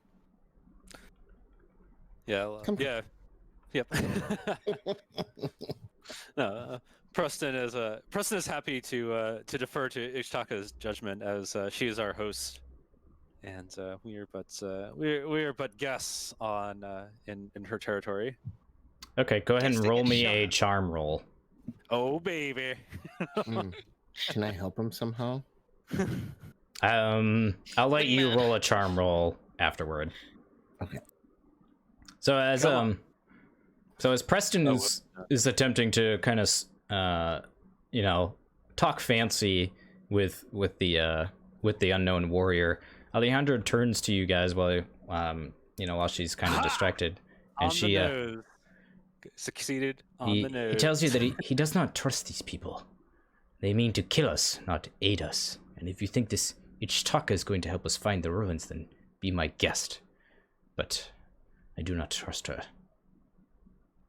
Well, these could be people of the lost civilization we are looking for. I mean, surely they can tell us more than any artifacts or ruins. Very well. But I think they're going to shoot us in the back the instant they have the opportunity. Well, to be fair, they've done that already. Precisely my point. Okay, let's cut back to Preston real quick. Okay, so how are you attempting to charm Ichitaka? Deference and respect. Those are going to be the key things I'm going to be pushing here. Okay. Respect, deference, and but also curiosity. Deference, respect, curiosity. So that way, I want to present us as being like we really are explorers. You know, we really want to know about you, and we really don't. We are really not conquistadors, and we really don't want to. You know, we just want to learn. Hmm. Plus, if she learned English from somewhere, she might have, you know, she might have seen, you know, dashing young men like Preston in the pictures. You know, 'cause she had to learn English from somewhere, right? Interesting. You Did are you not. put- You are not simply here to shed blood, she says to you with a spark of wonder in her voice. Of course not. We genuinely wish to learn about the world, and that includes the Esli people, and people such as yourself. Very well. If I cannot dissuade you, so be it. In the morning, you will follow me and I will lead you to the place you seek. But heed my warning. Disturb these ruins at your own risk.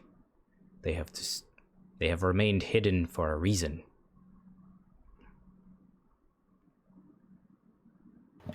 We thank you very much for your kindness. We understand how alerting it might be for us to just appear in your land, and we definitely thank you for the trust you have put on us. Yes. I shall see you in the morning.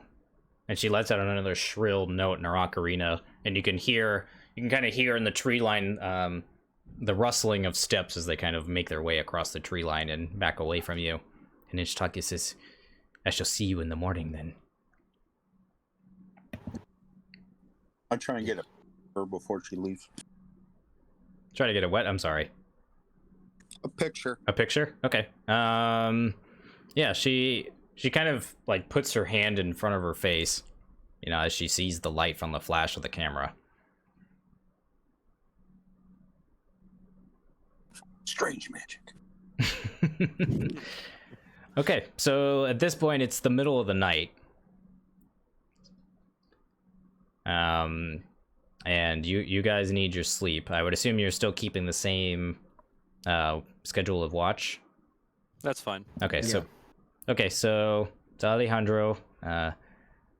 He tells you that I am apprehensive to follow her. If you wish to continue forward, then I shall follow you, but at a distance. I do not trust this Ichitaka. That might be for the best, Alejandro. You follow us behind. The way I see it, they had plenty of people that could have shot us and killed us, left us for dead here in the jungle, and no one would find us for 100 years. They could have done it. They didn't. So why would they just suddenly betray us later? It does not make sense, Alejandro. It could be some sort of sick game for these people. In any case, I think in the morning I shall make my way out to the base camp and let Jose and Maria know of our findings. And then That is probably for the best. We essentially live and die on their terms at this point. We cannot hope to fight them.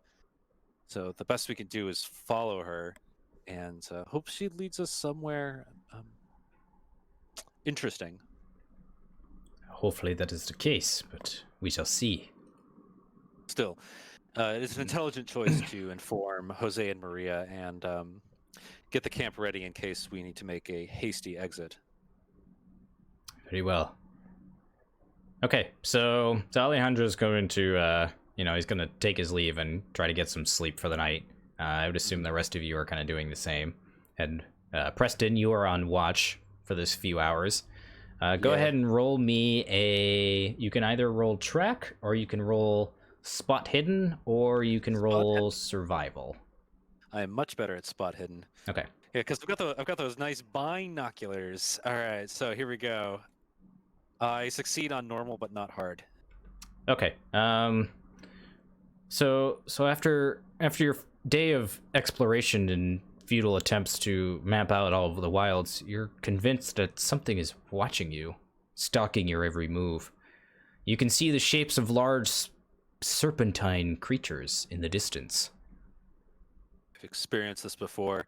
This actually sets Preston on edge because one time when he was on a safari in Africa, his camp was stalked by these strange beasts that would terrorize villages in the night. The local guides would refer to them as demons, and he never got a good look at one.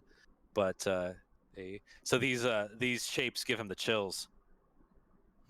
You can see in kind of in a clearing in some of the brush, you can see what looks to be almost a humanoid serpent person. And the discovery of this is mind shattering. So go ahead and roll me a sanity roll. Oh dear. Oh, dear. Everyone? Oh, dear. No, just him. Okay. You guys are So, asleep. Sanity is 60. Oh, Ooh. Wow. so close. Okay, so you don't lose any sanity points, but Good. you I'm gonna rationalize it as a I guess a warrior of these people whose costume is much more serpentine than the rest. yeah, that's a good explanation. I'm gonna. Yeah. Okay, so let's go on to Rex then. So Rex kind of takes leave, or takes post, and Rex, you can roll the same skills. You can either roll spot hidden, survival, or track, whichever you prefer.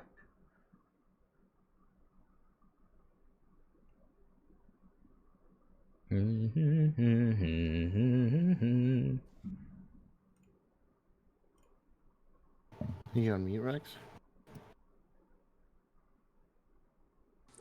No, I just. I rolled. Oh, hello. Okay. I rolled, extreme.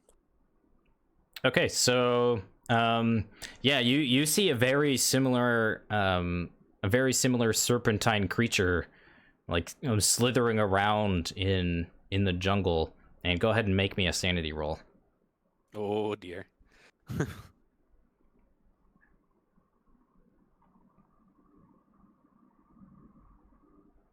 Nope. Okay, so roll me a d6. Did Preston not warn Rex? I imagine Preston did actually, but I imagine like Preston. Preston would have warned him about they seem to have these stalkers in the night that are their dress looks very serpentine, but I imagine with Rex's role he sees the details. Yeah. And he's like, oh, Yeah, geez. he what you notice in particular, Rex, is that they have fangs. Like very large fangs. And this discovery freaks you out, because you are dead certain that those are snake people.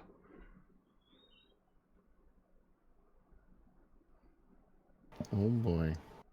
Oh, well, yeah, but I'm kind of feeling kind of lucky, so I'll only take one. Okay, so you're gonna spend 4 luck points, is that correct? I believe it's 4 luck points. Okay. Yep. Okay. So yeah, you kind of it shocks you, but you're kind of able to rationalize and I'm not even gonna bother saying it. You can attempt to rationalize, what you're seeing. Yeah, it's just what Preston told me about it. It just kind of startled me when I saw it. Mm-hmm. Mm-hmm. Very detailed costume work. Yeah. Very detailed. so yeah, as the sun begins to rise, Rex, you notice that Ichitaka comes out of the edge of the jungle, and she says, "Are you ready?" Well, I'll ask her about the thing I saw, if it's one per people, and if I can continue with my role from before on their language. Can I say it in her own language? So their tongue seems to be very archaic. And as you kind of try to like piece it out, she just kind of says in English, it's quite all right. Well, I did roll a hard. Okay, I'll ask her about what I saw last night. Yes. No doubt you've seen the serpent ones. Wait, they're not with you? No. As I said, that temple is guarded for a reason. Is there someone else here with us? There is always someone else in the jungle. I think it is wise that we make to the temple in the daylight and not wait for nightfall. When you are ready, we shall head out. That sounds wise. Ishtaka, is it? Yes. And your name is... Preston Fairmont of the Fairmont family of Arkham, Massachusetts. I have a bit of a tradition. I believe that before embarking on any expedition, we should share a drink of hard alcohol together. I assume your people are familiar with this sort of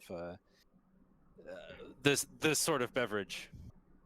And he's got his whiskey here, and he unscrews the unscrews the canteen, pours a little bit of whiskey in the cap of the canteen, and he's like, "Shall we? For good luck." Very well then. Yes. Yeah. Glug. Glug. I shall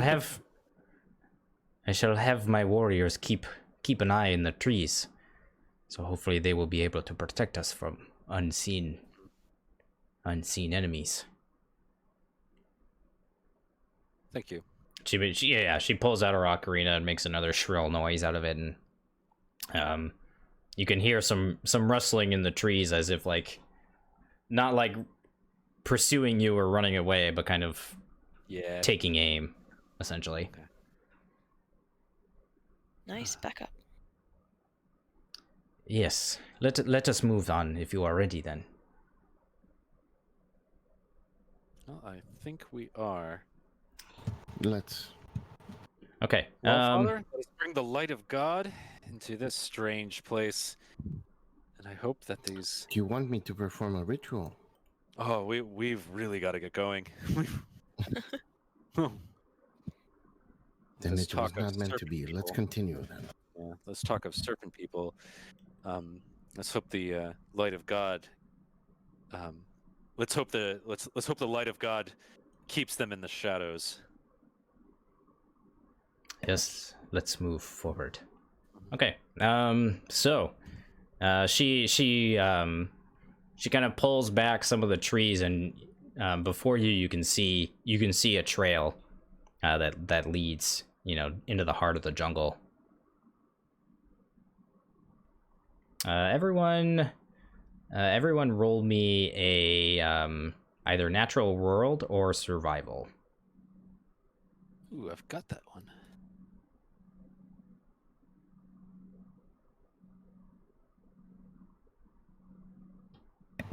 Oh, I made it by one. Natural world. All right. I did learn things at college. Oh wait, no, I didn't. Yeah, I failed. Never mind. So as she's leading you through this trail, it feels as though you've somehow been here before. A little bit of backtracking. Okay. You feel like you've been here before, but as Can you I check this against my map tracking that I've been doing? Yep. Yeah. Since I got hard. Yeah, it's strange because it does look like you've been here before, but it's also in a different location. Almost as if the jungle is moving and living. Or we shuffle the explore deck. Well, we did have a Ah, running. upside down. We did have a running escape earlier. I guess it is not. It's not completely unexpected that we would do a little bit of backtracking.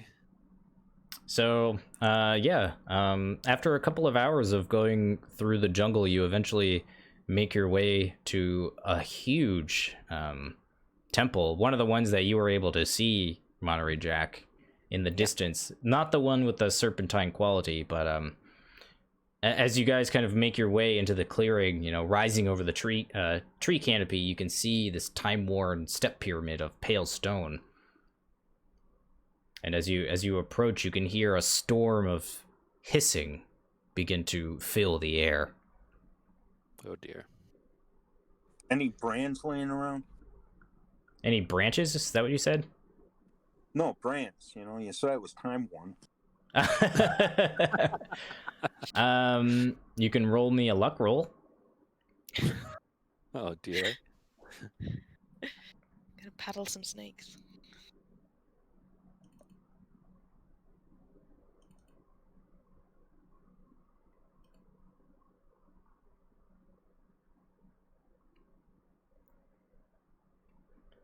Yes, this is one of the temples of my people. But as you can see, it has been overrun since then. Nope. You unfortunately do not find anything of use on the ground as you pass by this temple. Yes, my people have been here for some time. But we should continue to move forward. I do not believe that this is exactly what you are searching for. She shows you, as she's guiding you through the jungle, you can kind of see a clearing on the western side of the trees that looks to be a very old path. Monterey Jack, you can kind of tell that this was a path that used to be used, but has since been overgrown. Mm. I advise you all to be careful. This is probably the most treacherous part of our journey, and I do not want us to separate from one another. But the wilds have a mind of their own. Is there any more of that big thorny stuff? Not particularly, but it looks very overgrown. Okay. To the point where you're gonna have to like take a machete and vigorously hack your way through. It's hacking time, chaps. Watch your swings. Machete time. I don't think this stream is going to be complete unless we all say machete. Hope you not. I think we're almost there. I'm not sure if Rex has said machete.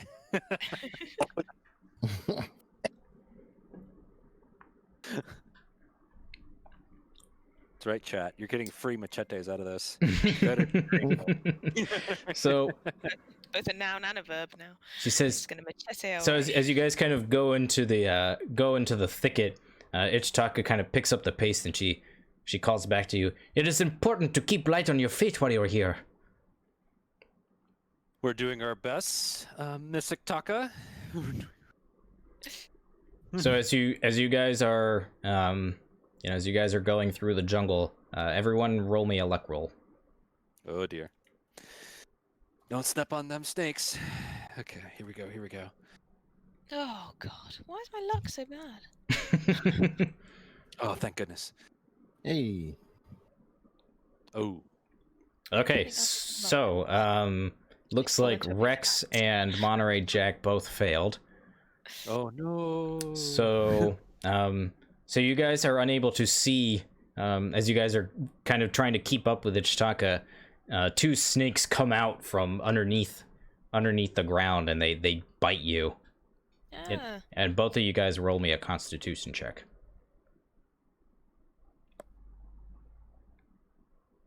Oh dear.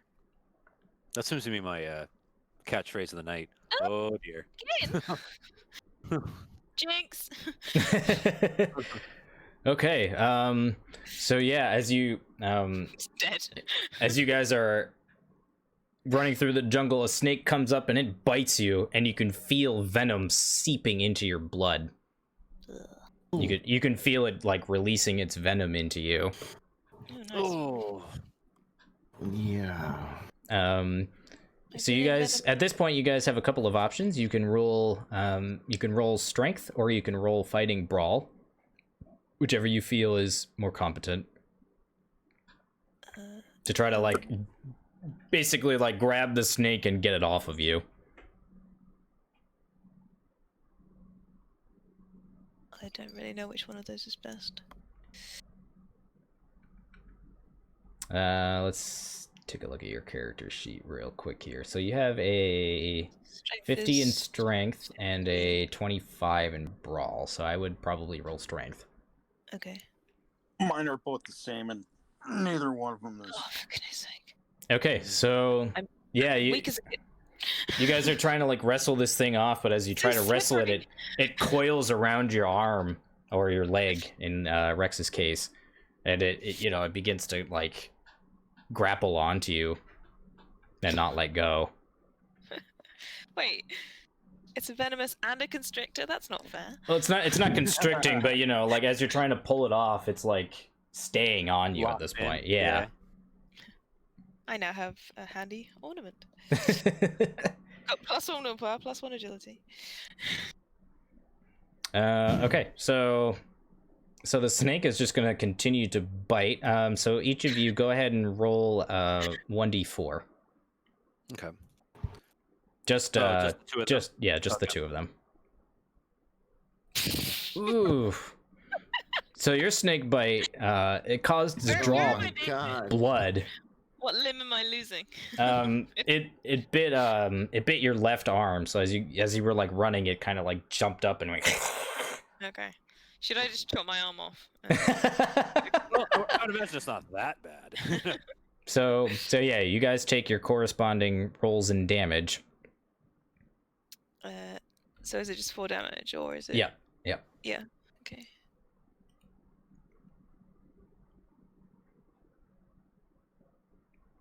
And then go ahead and make me another strength or brawl check, but this time you get a bonus dice.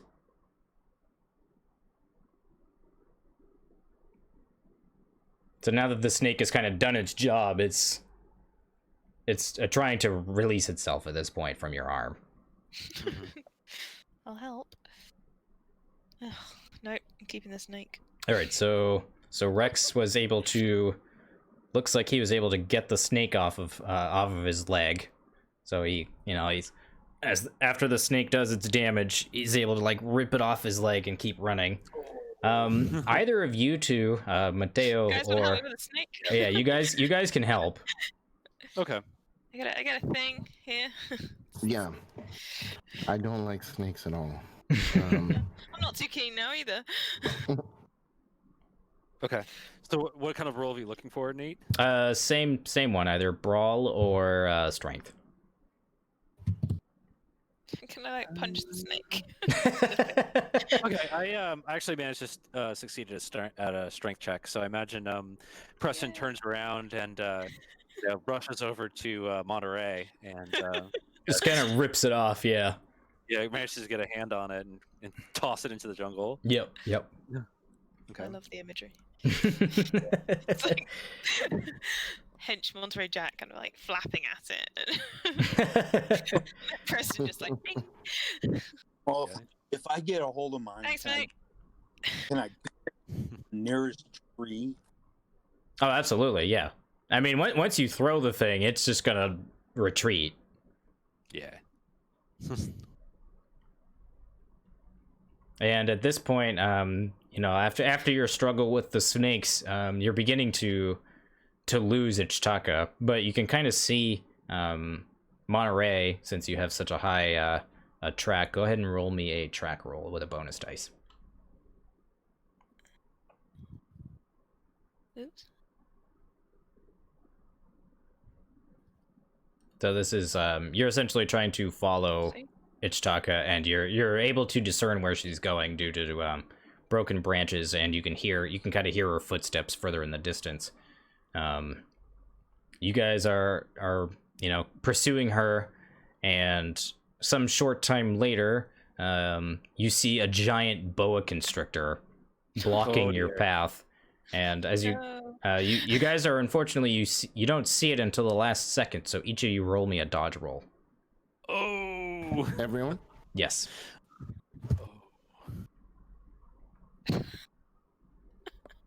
Monterey, no. I failed by 1. Oh, on the nose. Oh, Whew. hello, Preston. Hello, Rex. We have been terribly injured. All right. Okay. Snake PTSD So it looks like everyone but Preston and Mateo didn't fail, right? So the two of you failed again. Yeah. Yeah. Gotcha. Monterey. Okay.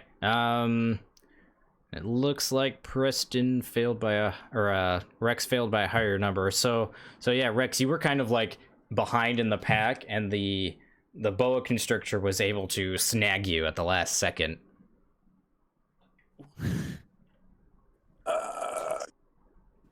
And it's starting to wrap itself around your legs. Oh my god. You could have warned us. All right, let's chop it off. We're seeing this, right? Okay, so what do you guys want to do? Gonna chop it off. Okay. All right, so I'm assuming you're using your machete, Of course. and since it's the only enemy engaged with you, you can get an extra +1 damage. Okay. All right. Meanwhile, while he's using the machete, I'm gonna strike it. Try to shoot at its body with my handgun. Oh my god. Okay. It's constricting Rex. Oh no! I figure I'd aim at something that's like very far away from Rex. You know. We better not miss at all. Neither one of us. You know, I figure something that's very far away from Rex, because this thing has got to be pretty long. Plus, it has the added benefit that it'll tell Iktaka, what the heck? Can Oh, we? you put fire up in the air. Can I see its head? Like. Oh or yeah, is yeah, it- yeah, yeah. It's like beginning to like wrap its whole body around Rex Murphy at this point. Can I take a swing at its just below head, neck? But I know they're kind of all neck. Yeah, With definitely. my fire axe. Okay, well, if the two of you are Punch him swinging with at it, if the two of you are swinging at it, I won't worry about the gunshot. Now things are getting a but little not crowded. you two. Okay, Wait, so who's fighting it? yeah, who wants to swing first? All right, machete first. This is gonna miss probably. Yeah, that's a big miss. Okay, so yeah, you swing, but unfortunately, it's able to, not really, like you hit it, but it doesn't really do much. Ooh, Hey, there's my roll. like its hide is particularly tough, and your blade just kind of like bounces off of it almost. But the second swing from Monterey Jack with his fire axe is able to get like a clean cleave into it, and you can see blood starting to spurt out of it, and it starts to let go of Preston and or not You mean Preston, excuse me, Rex. Yes, excuse me. No way! I won't let this. What, did I snake not take- kill it outright? It's a fire axe. I wasn't you going for the fleshy bit. I was You going for the- unfortunately still had resources available to you, so. But you do hit it, and it you know, it's enough to get it to shrivel back into the ground and I feel release bad, though, 'cause I Rex. kill it. Don't worry, there will be plenty more snakes. No, I feel bad for the snake. You know, clean kill, that's fine. That's And just animal then- cruelty otherwise. Yeah, as you do that, all of a sudden you guys see an arrow kind of coming from the distance, and as you look, you can see Ichtaka shooting at the snake with her bow and Oh. arrow. Thank God. So Our let's guardian angel. roll her attack. Okay, yeah, so she just takes a clean shot into like the center of its head, and it just kind of falls into the ground with her ornate bow. Well done, miss. We must get out of here quickly. I fear that the serpents are becoming more and more treacherous. Yes, let's get out of I here. agree. Too many snakes. Can you walk, Rex? Oh yeah, I can probably run at this point. And the way things are going, if there's any snakes around, I'll find them. Yeah. Okay. Are we Soldier on? feeling any effects from being bitten? Yes. So about 20 or so minutes later, you start to see a black black splotch growing like on the area where the snake bit you, and you start to feel really sweaty and hot and like you've been poisoned at this point. Mr. Murphy, you're gonna live. Don't worry. Doesn't look that bad. Do we have any anti-venom medicine? I would hope so. Impressive. Good I question. hope so. I Hey, don't seem to have any in my gear. And Taka, either way, we need someone with medicine roll. So Father Mateo, you have 2 doses of antivenom. I do. I don't. My medicine skill is at a 01%, or is that just to mix? Medicine in particular, I don't think it's dispensing medicine. I think it's creating medicine. But let me double check here real quick. Okay. Yeah, worst comes to worst, it sounds like we're cauterizing the wound with, we're just gonna have to burn it. just heat up the machete and Cauterize it. Yeah, Yeah, that works. yeah. got Worst comes to cooking worst. Yeah, worst comes to worst. You're getting scars. I've got matches. I love a good scar. I don't know if that venom will, that'll work on venom though. So, according to the rules, it says the user diagnoses and treats accidents, injuries, diseases, poisoning, etc. Okay, so yes, it would be a medicine check. Anyone got a medicine skill? Be above 1%? This is a first aid thing, isn't it? I would hope. That's all I've got. Yeah, first aid is for like physical injury. Yes, Oh, okay. correct. Yeah. Well, it's not a mental injury. Okay, that's good. Mr. Rex, here, take an aspirin. I've got 12 of these. Maybe that'll help you feel better. Don't worry. It doesn't. It looks worse than it is. It's a blood thinner. That'll make the poison go faster. Just but a flesh wound. We should all lie down. Just haven't. So it looks like who'd you like can. It looks like, according to the rules, it says here, character is limited to 1 treatment of first aid and medicine until further damage is taken. So let me just double check first aid here real quick, but I do believe that you have to use medicine. Okay. I've heard someone just needs to put their mouth to it and suck the poison out. It's very simple. So here's a scalpel. We cut it at the bite wound area, and then someone sucks it out. Alejandro. Cleaning a wound, Yeah, he had to etc. go back to camp. Is Ishtaka with us right now? Yes. Ishtaka, do you know of anything we can use, local plant life or anything, to help with medicinal treatment? Yes, I can be of assistance to you. It is not the first time I have seen a snake bite. So Ichitaka can disperse the medication. She actually has a pretty good medicine skill. Okay, I'll give it to her. Okay. And I'll give him an aspirin as well. Okay. You truly are an angel sent from heaven, Mrs. Chaka. Yes, Appreciate yes. it. But we have to keep moving. We must find a clearing.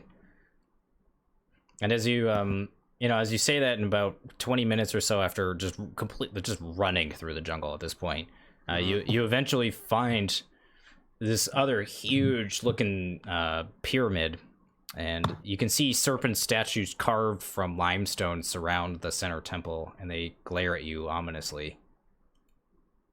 Alejandro, have you seen this building before? Alejandro is not with you at this point. Oh, Yeah, he went back to camp, that's right, which he is went back to probably camp. for the best because Yep. Maria and Jose need to know what's going on. I'm assuming Alejandro has not seen this one. This must be the place we were looking for. This is what I Yes. could see from the plateau. Yes, this was the one with the serpentine statue on top. and it's like it's stunning. It's absolutely beautiful. It looks pristine. It's like beyond your wildest expectations.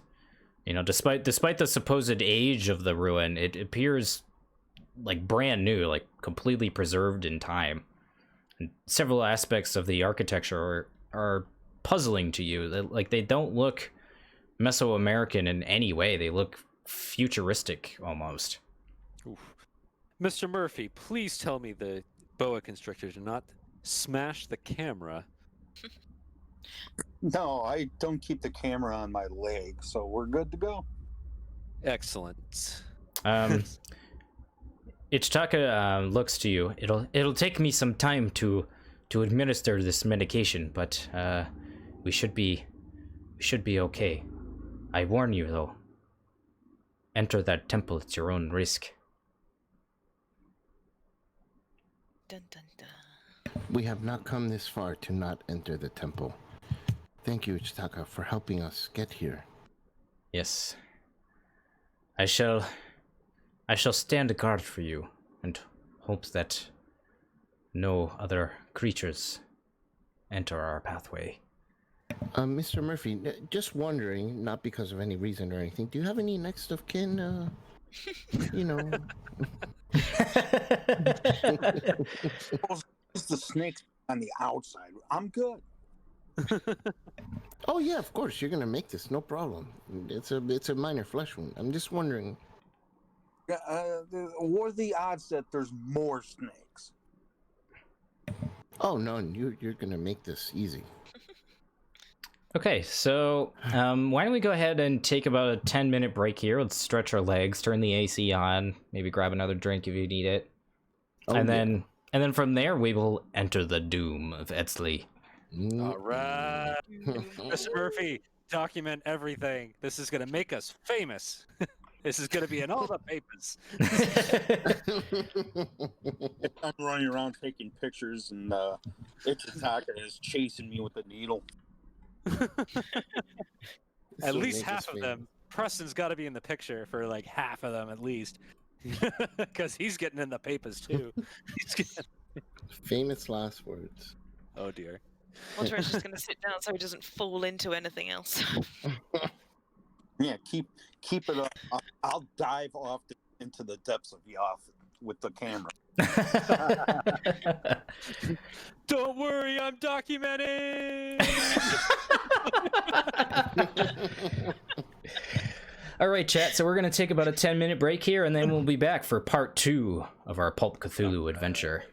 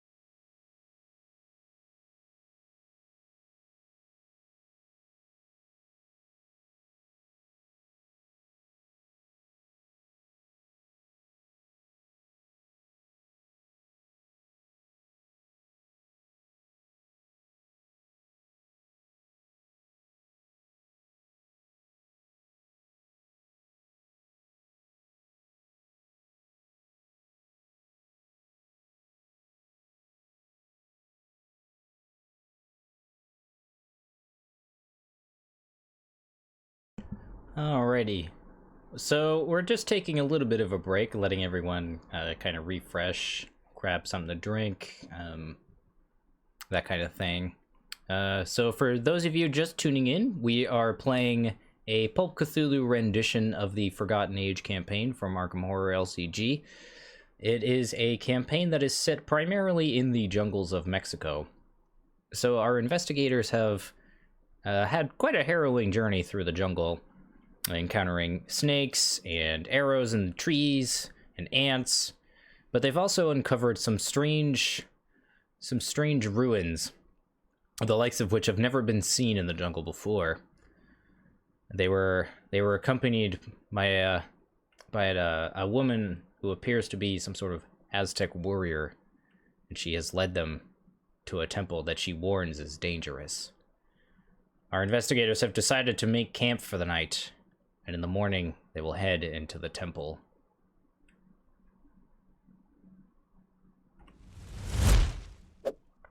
Okay, so we're just gonna kind of give our intrepid investigators another minute or two. If anyone has any questions in chat about Pulp Cthulhu or the Forgotten Age, you can feel free to ask them now. I wanted to run particularly the Forgotten Age, one because it's personally my favorite campaign from a story perspective, and I felt that it fit the Pulp Cthulhu aesthetic very well.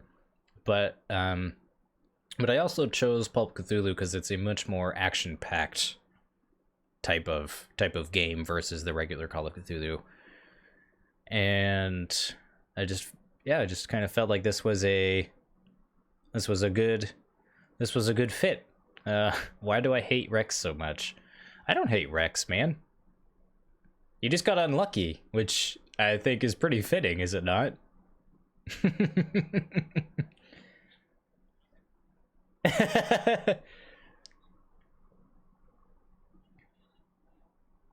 You did.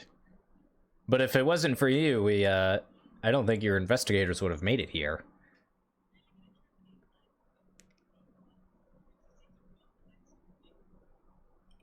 Absolutely. That can tend to happen. So I think we're just waiting on Preston to come back, and then we'll go ahead and start with part 2. Oh, I'm sorry, I was on mute the whole time. I did have one question. Is Rex not literally cursed? He is. Yeah, he is. Yep. Yeah. So, suck it up, Rex. Yeah. From now on, when I have a snake wrapped around me, can I swing at the damn thing instead of father? Because I can hit easier. No, that's there because Machete is a 10 for 1 special right now. By the way, chat. Right, 10 for 1. The machete hits branches with an accuracy beyond your understanding, my friend Rex. But when the And for the branches move, low price of 350 favor of the old ones. if it's moving branches or snakes, it's not as accurate. I mean, you'd understand that.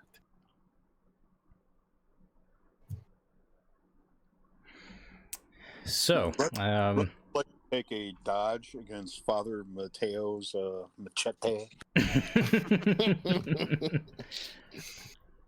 okay, so it's now Thursday, July 2nd, 1925. You guys have had quite the harrowing journey through the jungle. Alejandro did not trust your decision, or he did not agree with your decision to trust these unknown warrior tribe people, and has instead decided to remain at camp while you have cleared a path to the ruins. As you can see before you, there is a large, almost golden temple in front of you with futuristic like characteristics to its architecture. I'm assuming at this point you would like to enter said temple as the sun rises. Yes. Mm-hmm. Might as well. Are we feeling any healthier? Yes. So Ichitaka's treatment seems to have been effective, and you do feel you do feel the poison subsiding in your body. Oh, nice. Unfortunately, since the two of you were kind of racked with this poison, you unfortunately have unproductive sleep. So Mateo and Preston, you can gain 1 hit point from having a restful night of sleep. But unfortunately, Monterey Jack and Rex toss and turn all night. Oh no. Quit moving so much. Trying to get a restful sleep over here. Well, you could try first aid on us. I gave you a pain pill. What more do you want? Okay, so let's get into the temple here.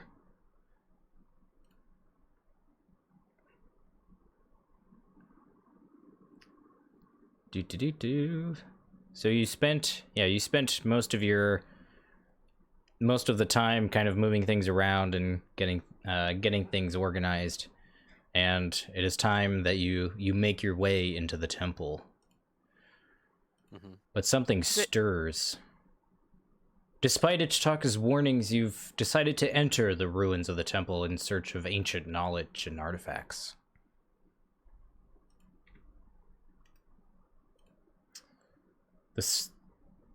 You can feel some sort of strange foreboding when you enter into the temple.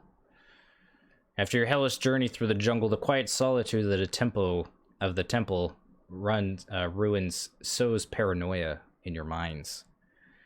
All around you, you can see serpent eyes glaring at you from the darkness, as if they're carved into the very fabric of the temple itself.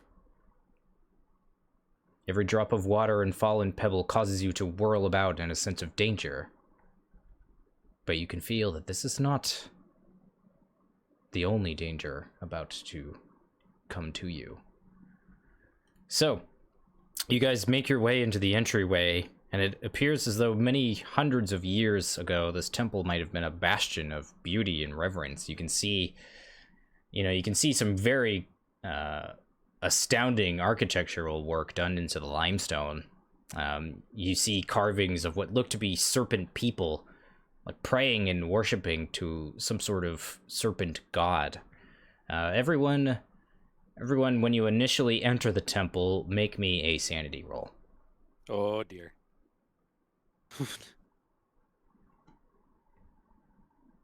I'm sweet. I'm sane. Wow. Okay. So it looks like nobody failed. Okay. Okay. That's right. So you guys just kind of shrug it off. Like you kind of shrug off your paranoid feelings as you enter into the temple.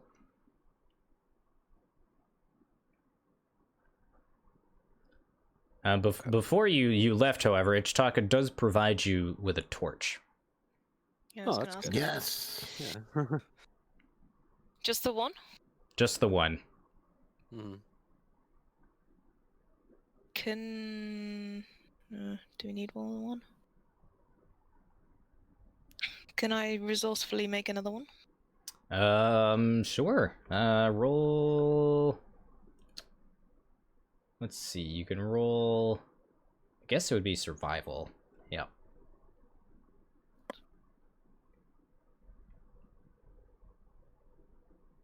Monterey, if you intend to lead us into the darkness, That's on hard. I'd prefer you use this.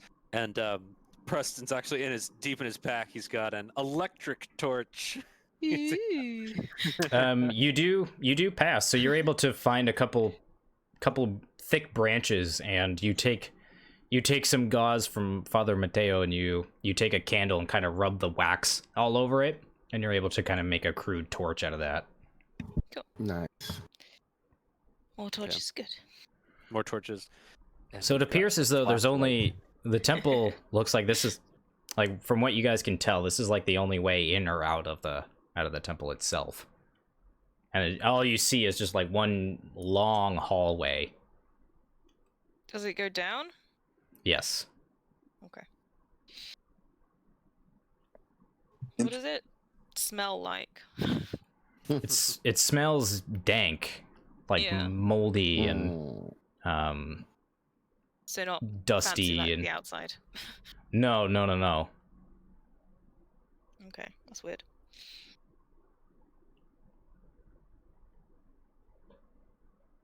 I guess we head on in then. All right, so yeah, you guys trek forward, and as you're walking down the ancient hallways, you notice crumbling stones kind of loom ahead of you, almost like they're egging you on to venture further. Does the passageway look sort of structurally sound? Yes, it does. Okay. You everyone roll me a history roll. History or occult. Don't think I've got either of those. Oh, God. Oh, occult? Let's see. Nope. Mhm. Ooh, man. Did anyone Hey, I pass? passed. No. Father Mateo. Oh yeah, you have Occult it. is 80. 80, so I yep. passed. So, so yeah, you see some strange, like markings in the wall. Again, similar to what you saw in the entry hall, but it looks like these depict some sort of ritual almost. Like you can see a bunch of serpent people, what look to be serpent people, kind of like at an altar with some alien being that you've never seen before. It has like a big conal body with multiple arms and tentacles and claws, almost like a lobster, extending out of its body. And make me a sanity roll. Oh dear, this is bad, chat. This is really bad.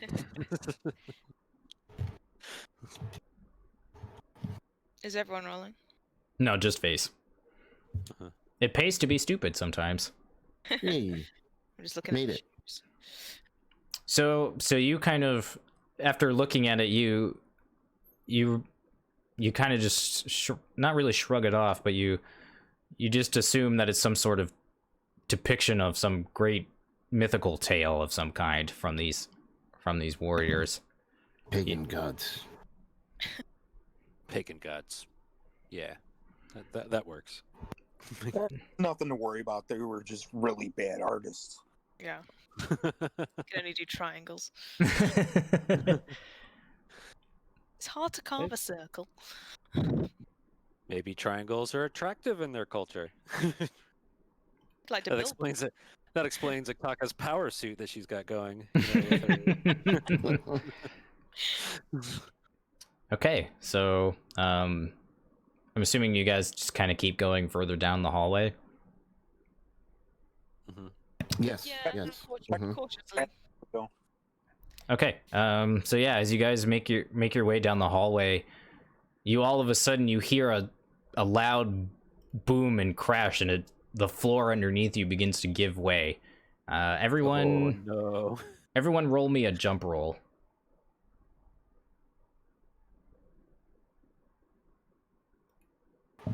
Okay. Whew, a natural success. Wow, not one. Wow. Damn, I'm really good at jumping as well. you are. Like super jump. Mateo can't jump very well in his robes. Okay, so it looks like Monterey Jack is the only one to succeed. So you feel the crumbling floor before anyone else does, and you're able to kind of quickly leap out of the way and hit solid ground. But unfortunately, everyone else becomes entombed. Oh. No, no, oh, no. Phew. The worst. See you guys. One of my most hated treacheries. Oh, man. Can I help them at all? Absolutely, yep. Yeah, it takes time, but you can absolutely help them. Okay. So I'll start trying to like pull rocks off the pile, I assume, or Yep. shout down at them. Yeah, and then each of you guys that failed that roll is going to take a point of damage. Okay. Oh, ouch, that hurt. I've got a pickaxe, haven't I? Father Mateo, why she's digging us out? Why don't you give us first aid? Because I'm attuned, unfortunately. Can I use my pickaxe to make it faster? Like breaking up the rocks. Oh, You may confess your sins to me, and maybe you'll feel better. From your tomb to mine. yeah, you can totally do that. But as you're doing that, you can hear in the distance a very loud hissing noise advancing towards you. Oh my god, we're so screwed. You're alright, you're safe in a tomb. Not a friend of snakes. Okay. So I will continue to work whilst keeping one eye behind me. Okay. I might throw one of the torches behind me Okay. to like light the way a bit so I can see further down the tunnel way. Gotcha. Okay. So, yeah, the noise begins to get louder and louder. Preston, Rex, and Mateo, roll me a luck roll. Okay. Okay, that's gonna be a little bit better. Let's see. Yeah, no. Yes. Okay. I'm also lucky. Okay, so you two managed to, you're the first two to get out of the entombment, but as the sounds get louder, everyone roll me a hard spot hidden roll. Oh dear. You can also Mr. roll a extreme listen check, whichever you feel is better. Mr. Fairmont, Mr. Jack, where is Mr. Murphy? It's on the ground. So you're still like kind of digging Rex out at this point. I mean, he was gonna die. Might as well use this. He'll save some money on the coffin. Just leave him there. You Gosh. thought I was lucky.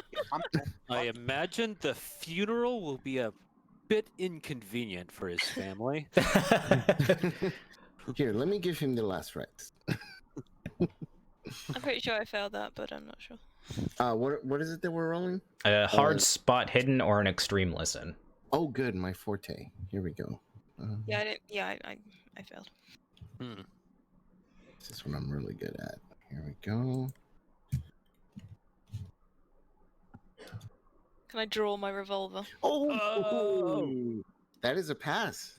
Okay, so Father Mateo, you noticed 4 serpentine people quickly advancing on your position, and Oh my God. you make a call like, "Look out!" I will start chanting, Padre nuestro que estás en el cielo, and try to make mist rise around us. Okay, yeah, you do that instantaneously. So you cast the Mists of Rillier, and it shrouds a 10 by 10 by 15 area around you in mist. So Hurry! So Get him out before this goes away. the serpentine people, so you catch glimpse of them, Vase, so go ahead and roll me a sanity check. Okay. I'm still at an 80, so pass. Okay, so you do manage to keep your composure, but these serpent people are advancing on your position quickly. So Hurry, get him out. you cast the miss, and if you guys all want to, you can essentially give whoever has the strongest, what did I say last time to getting them out? Was it, I forget what check it was. I guess you can all combine strengths together and give one person +2 or 2 bonus dice to rolling to get Rex out of the entombment. Okay. Got strength 50, which isn't that strong. Is anyone stronger? No. No. Rex quite happy down here. So am I rolling combined? Yeah, so you're gonna roll you're gonna roll 3 total dice, keeping or dropping the lowest 2, or dropping the highest 2, excuse me. So it'd be 3d100, keep 1. Lowest one, yeah. Okay, Oh, so there you go. so yeah, you're able to get Rex out of the entombment, but as you guys turn around, you can hear the serpent people essentially within like 2 meters of you at this point. Like they're very close Oh to you. dear. We have to do something, or we will die here. I'm gonna Okay, draw my gun. Yep, it's pistol time. So keep in mind that when the mists are active, so Vase, go ahead and roll me I think it's a D6. I believe it's a D6. Let me double check real quick. But go ahead and roll me a D6. 3. Yeah. So that's gonna last for 7 rounds. So Okay, good. in the mist, it is beneficial, but it is also obscuring your vision too. So any time you guys try to fire through the mist, you're gonna have to do it at an extreme difficulty. Okay, here's what we're gonna do. Extreme. Ooh, we gotta get I'm out of here. gonna move so that the edge of the mist is covering where they're at, Mm-hmm. just to the edge, and then they can step out of the mist, fire, and step back into the mist for safety. Okay. Okay, yeah, so anyone that steps out of the mist and confronts the serpent people is gonna have to make a sanity check. Okay. Let's do it. I don't think we have a lot of options here. Okay. That's not good. Snakes again. Okay. I am sane. Okay, Um, so Monterey Jack, roll me a d6.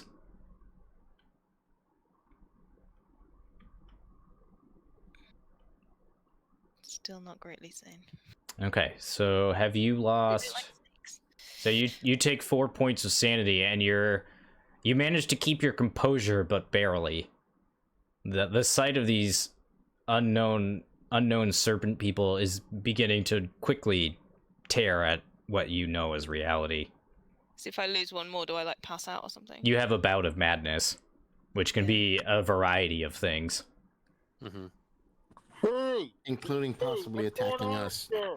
Okay, Yeah. I might just hide back in the mist for a bit then. Pull yourself together and fire. Okay. So Preston, go ahead and make your shot if that's what you wish to do. Yeah, these things are jumping on us. It's rifle time. All right, let's see. So I'm actually pretty decent at rifles. All right, here we go. Here we go. Oh shit. Ooh. So you take aim, and the serpent people are unnaturally quick, and somehow are able to just like you're unable to like aim clearly because they just quickly dodge out of the way, and yeah, they're gonna try to attack you. Uh-oh. Okay, so Get out of there. okay, so they're gonna roll a d100. Down here, it's safe. All right, let's go ahead and roll this d100.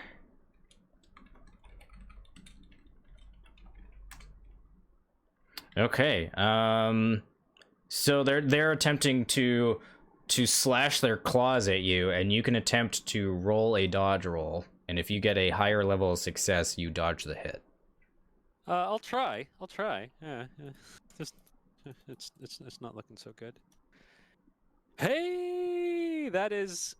Tell you what, I'll use one of my luck to turn that into an extreme success. Okay. So yeah, you Yeah. manage to. One of them attempts to swipe their claw at you, but at the last second, you manage to dodge the blow. But then another one comes and it strikes at you as well, Oh dear. as you are their only target at this point. Yeah, that's true. That's true. Whew.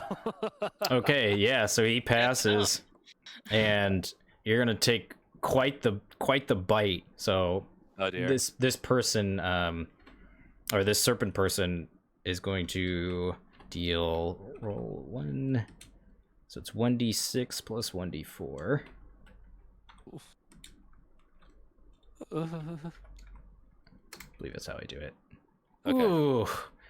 Yeah, so it He bites Oh you my right in the neck, and you take a God. major wound. Major wound. Oh Okay. my god. Dude. No, it was average. It was average. I mean, average roll. I think in Delta Green you would have lost that limb right away.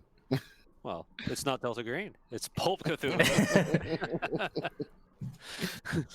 In Pulp Cthulhu, they knock off your arm, you grab it with your other arm and hit the creature with it. Okay, so does anyone else want to act at this point? I'm just gonna yell at him to. Well, I guess I can't see what's happening, but we hear him screaming in pain, right? Oh yeah. Mr. Fairmont, come, get in the Okay. safety of the mist. Am I sane enough to kind of grab him and drag him back in? Yes. Yep. I'll do that Avert then. your eyes.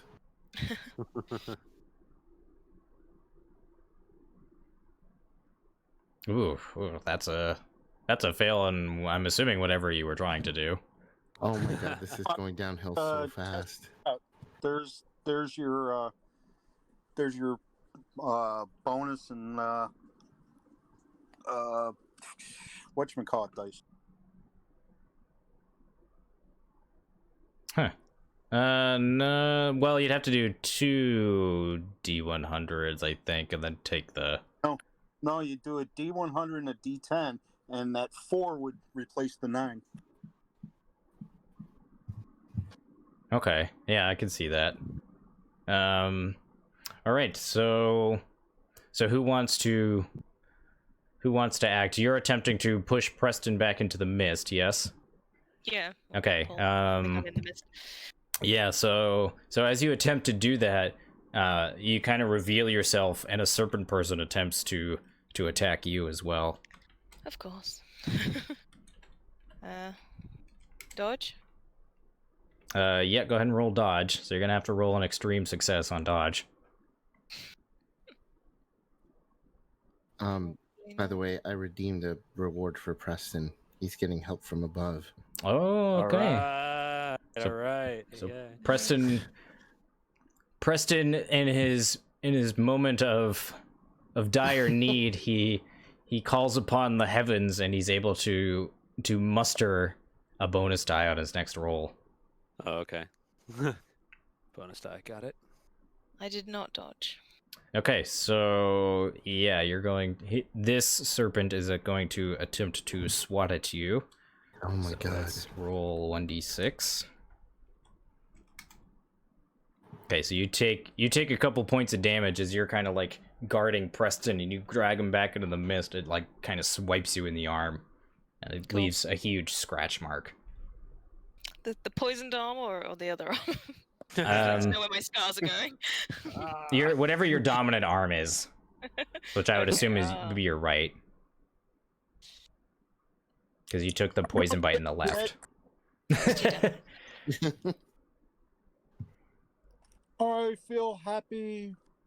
So the hissing gets louder and louder at this point as you feel like the serpents are closing in on their prey.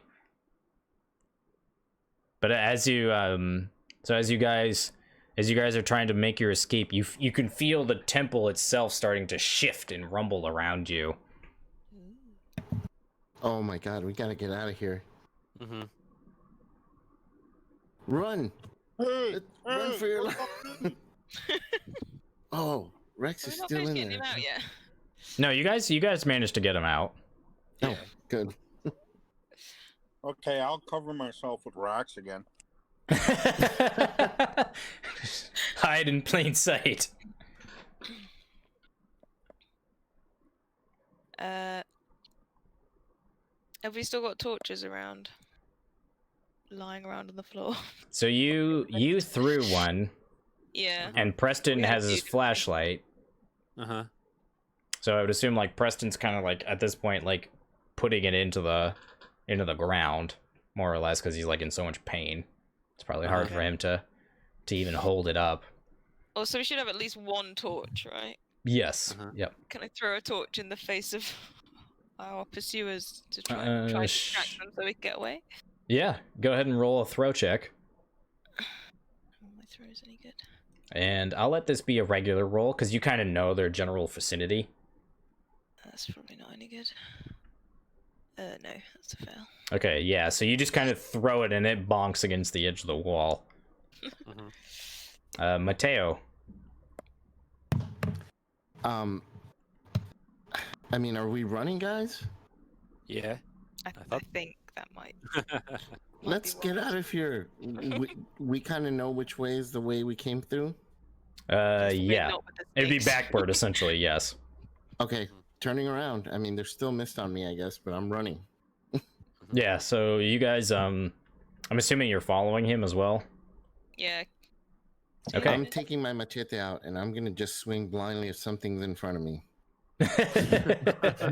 Okay, so yeah, as you guys are running, everyone roll me a luck roll. Okay. Backpack, grab my electric torch and turn it on. I feel lucky. Oh, I'm so bad at luck Yes. rolls. Although, hang on. Actually, no, that is my luck. Okay, I did pass. I haven't used any. Okay, so- Equal as a pass, I assume. Yes, yep. Okay, so it looks like we have enough people to pass. So as you guys are running, the rumbling of the temple begins to like grow louder and louder, and you guys are running, and what you think to be the area where you were all of a sudden is no longer there, and you find yourselves in front of this huge chamber. It looks to be some sort of like grand chamber for worship or something like that. We take a bit of a it's- wrong turn. you know, but like in the background you can see these like strange carvings of serpent people worshiping some what looks to be like a huge version of themselves as a god. And on the top of this chamber you can see like a small set of stairs that leads up to an altar. Are these things still chasing us? They are not at this point. Okay, let's get to that altar and see what's there. So at this point the mist has now dissipated. Okay, good. I'm still gonna keep the machete out at the ready. Cough. First aid o'clock. Yeah. Okay. Good idea. You can spend luck points to heal as well. Yeah, that seems appropriate. I'll do some of that. Yeah. And I'll first aid him as well. Okay, that sounds good. So yeah, first aiding will take you about an hour. Oh. Ooh, wow. Okay. Ooh. It does take a I'll let while. it go. Oh, When do sure. I need to stop worrying about my health? Sure, you'll first aid him, but Damage ask for it. Okay. I'll spend 20 luck. All right, I'm feeling a bit better. Okay. Yeah. So yeah, you guys are in front of this like ornate sort of like dais in the center of this chamber that's covered in like detailed hand carved hieroglyphs of some kind. You know, you assume it's kind of like a place for ancient gatherings or rituals of some kind. Does it look like anybody's been here recently? No, strangely. Hmm. But it's still like pristine. Hmm. Okay, we'll just investigate, look around. Okay. So you guys can roll spot hidden. You can roll. I'll also grant listen as well. Mm-hmm. So you guys are like listening for the serpent people. Preston, you can use your extra die if you want. Unless you want to save it. Oh, Ooh. Oh, I'm saving the die. I'm saving the blessing. Saving the blessing. Saving it. All right. That's what I'm doing. So spot hidden or what? Spot hidden, history, or now I'm forgetting the other one that I said. Listen, to see if the pursuers are chasing after you. Listen is going to be my my forte here at 50%. So, oh, history you said? Yes. I could do history then. I got Historical pursuers. a hard spot hidden. I passed the history. Yes, you did. Okay, so Rex, as you're looking around this grand chamber, you find some sort of secret passageway that leads further down into the temple. And you can see the same hieroglyphs of snake people in robes kind of bowing down and worshiping other what look to be priests of some kind. Hey guys, I think this is the way we should go. Okay, so what was everyone else's rolls? I failed. Okay, so we have a fail, and then Mateo? Well, I had passed the history roll. Was I supposed to do a different roll? Nope. Okay, so you kind of spend a few minutes like looking over the actual chamber itself to kind of draw reference on like ancient Mayan or Aztec culture. And you see that while it appears to be kind of Mayan in structure, it in no way is Mayan whatsoever. You can tell from the stoneworking itself that it's almost like eerily smooth. This feels like it is not of this world. Yeah, like the stone feels polished almost, which is strange for limestone because it's very porous. Not of this world. That is a bit extreme, don't you think? How else would one describe such a strange material?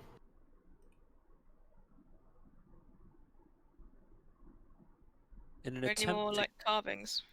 in an attempt to keep my chin up, I will describe it as fascinating. Are there any more carvings? I mean, there's carvings all over this chamber. You can attempt to use an occult skill if you would like to see if there's any occult origin. I would not have any chance, so there's probably not much point. Mateo? Ooh, I can try that. You Oh yeah, got we it? have 2 experts in the occult. Because mine is really high, so I can. You both can roll. Mm-hmm. Boom!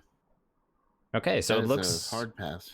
Okay, so yeah, Vase, you're able to determine that it looks like, you know, it's definitely some sort of ritual chamber, but beyond that, it looks like it's an altar of sacrifice, and you can tell by the carvings in the center of the dais that it looks as though there's some secret ancient device hidden deep within the temple. Mm. Maybe down this secret passage over here that I found, guys.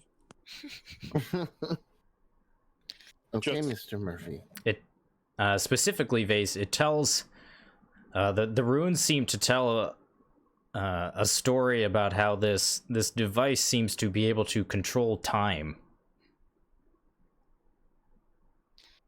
But that's crazy. No one can control time, except God himself. Though it would explain the architecture. Well, let's not jump to too many conclusions. Perhaps they're referring to a calendar of some sort. Perhaps. It is an ancient language, after all. And what's also eerie about this place in particular is that you don't know where the lighting is coming from, but it's strangely lit. Like, to the point where you don't need your flashlights. I'll turn off my flashlight then. I still have 2 more uses. Okay, so what would you guys like to do from this point? Let's go down the secret passage that Mr. Murphy found. Mm-hmm. I want to check out the altar real quick with my magnifying glass and see if I can find anything interesting about it. Okay. Should probably take the picture. So yeah, with your occult skill that you rolled earlier, you know, you kind of take a closer look, and you can see evidence of dried blood. Mm-hmm. Like it's like almost like chipping at this point. So it hasn't been used recently. Good. I'll take some pictures and, you know. Is my camera full yet? At this point, you've probably taken plenty of pictures, so I would say yes. So let's see. My sanity goes up. Somehow my intelligence goes up. And my willpower goes up as well, yes. Okay. So, Father Mateo, you wanted to go down into the secret passage. Are you waiting for anyone else, or are you going to go in head first? I'm not going by myself. I'm definitely waiting for them. Well, we don't want to go back the way we came. Currently. Well, those snake things are probably blocking the way out. Mm, We've gone this far. Might as well finish what we started. exactly. Wait a second. What snake things? Oh, don't worry about it, Mr. Murphy. You're fine. Your wound looks great, by the way. Here, have an aspirin. Shh. I'll take one of those aspirins, thank you. Okay, so yeah, you guys begin to make your way down the secret passage, and as you make your way down, all of a sudden you hear a thrumming noise coming from in the walls of the temple. It almost sounds like it's a generator of some kind. And the grooves in the wall and the ceiling begin to flicker and start to glow. What in the hell is this? It's a hand doing circles on the screen.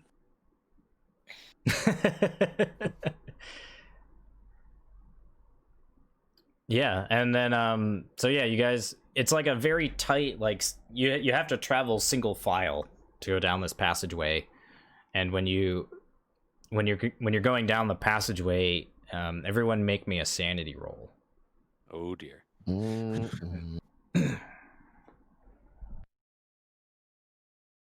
Oh, I made it. All right, I'm still sane. Ooh, not one. Look Nice. at that. So He's yeah, so sane. He understands it all. Father Mateo is saner now than when he started. so so you guys see what looks to be a dead adventurer, like hundreds of years old, wearing Mayan Mayan garb.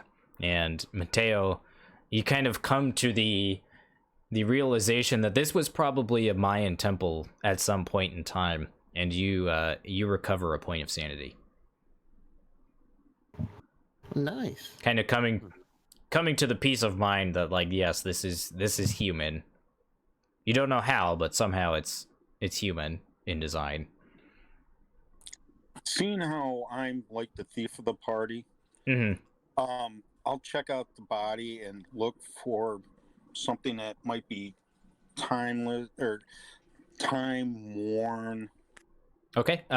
You can go ahead and. I like that Rex thinks he's the thief of the party when he really is the tank. He's been taking all the hits. Might I remind you, I found the secret passage. You did. Okay, Rex, go ahead and roll me a spot hidden then.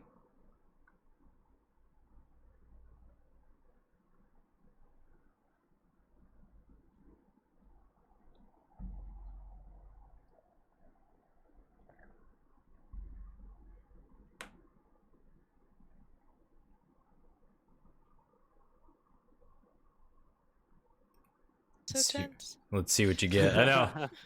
A 15. Okay, so so yeah, on the Actually, it's body. 11, which would be an extreme. So yeah, on the body of the dead soldier, which you assume it is because you see you can see behind him there's like a quiver of arrows. You find what looks to be some sort of map depicting a strange chamber with a relic in the center of it. And it looks like moving forward is your way to this chamber. I found the map. The map. Well done, my friend. Swipe. Keep leading the way. Well, if I can figure out where we are on the map, and we'll continue on the way the map leads. And I'll look at the map, see if there's any like X's to mark traps and stuff like that. There is no such markings, but it does look to be like a schematic almost of the temple. What did this guy die of? You can I mean, it's just like a skeleton at this point. Oh, okay. He died of lack of oxygen to the brain. He had a face mask on. Yes, yes. Yeah. No, that's what he dies of. It's like when they ask, well, we're not sure what caused the plane crash. Gravity.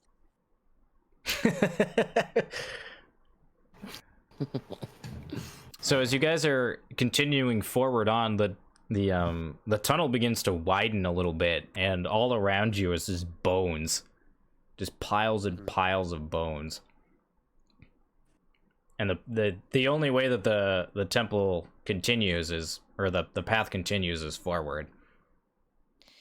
Are these human bones? Yes. Fun. So this So It go seems that forward, we sir. are.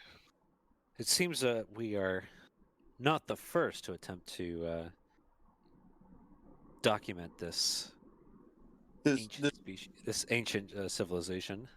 I'll check out the bones, see if there's any like knife marks in the rib cages area. Okay. So let's see here. Why don't you go ahead and roll? Go ahead and roll spot hidden, or you can roll.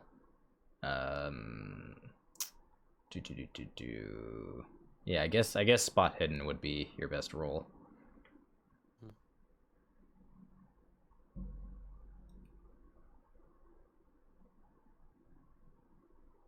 So are these bones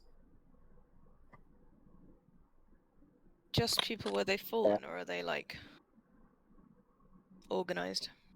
It just looks like a pile of bones. Okay. I passed just with a regular success. Okay.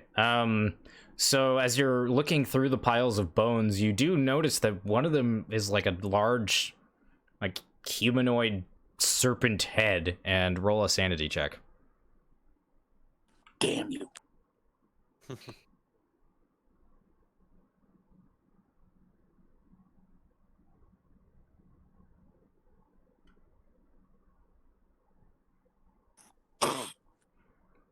So you come to the realization that it's probably just a large boa constrictor of some kind. With your encounter with the boa constrictor in the jungle yesterday, you're pretty sure that that's what it is. But you're no expert in animal biology, so. Or it could just be like one of the guys I saw last night. Possibly. Mm-hmm. But as you guys continue to kind of venture further down the path, you hear the thrumming start to get louder. Something is coming. Or we're heading in the right direction. Could be. Could be. And seeing how Rex is losing it, kind of, he'll look for a femur bone and try and jam it into the bottom of that skull and carry it. Yeah, you don't have to roll for that. There's bones everywhere, so. Rex is kind of losing it. Pull All right. yourself together. I now have a war club. All right. So, do you guys wish to continue further down the path? Yes. Okay. So yeah, you guys make your way down, and the ruins are vast. You know, you've seen all these carvings and hieroglyphs etched into the various altars and portions of the wall, and it seems as though you've found this. You found a chamber inside the heart of the temple itself. And in the center of this grand chamber, you see a huge, giant, golden spiraled relic that makes a large humming noise, much like a generator. Oh. That looks like gold. Finally, this trip is worth it. I like gold. I take it this is what you were after, Mr. Monterey? Hi. I like to see something shiny at the end of a long journey. So yeah, as you guys For the cultural significance. kind of make your way into the chamber proper, the floor of the central chamber is you can see intricate carvings all around the edge of the center of it, and they begin to glow strangely. Uh-oh. Mr. Jack, grab that relic and let's get out of here before worse things happen. Hold on a second. I tossed Mr. Snaky Head stick into the middle of the room. Okay. Are you trying to aim at anything in particular, or just kind of tossing it in there? Just kind of tossing it in there to see what happens. Okay, so you toss it in there, and it just kind of falls to the ground. Okay. Okay, it's safe.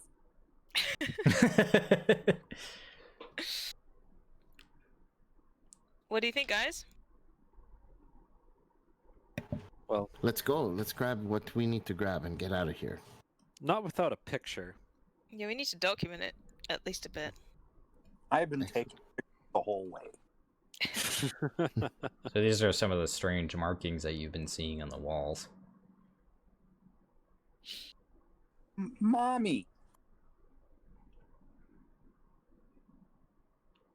Okay, so yeah, you try to take a picture of the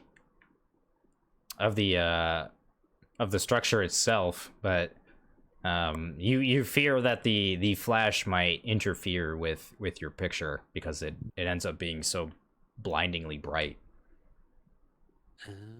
Well, you said the room was kind of lit. It was glowing, so I'll just expose it a little more.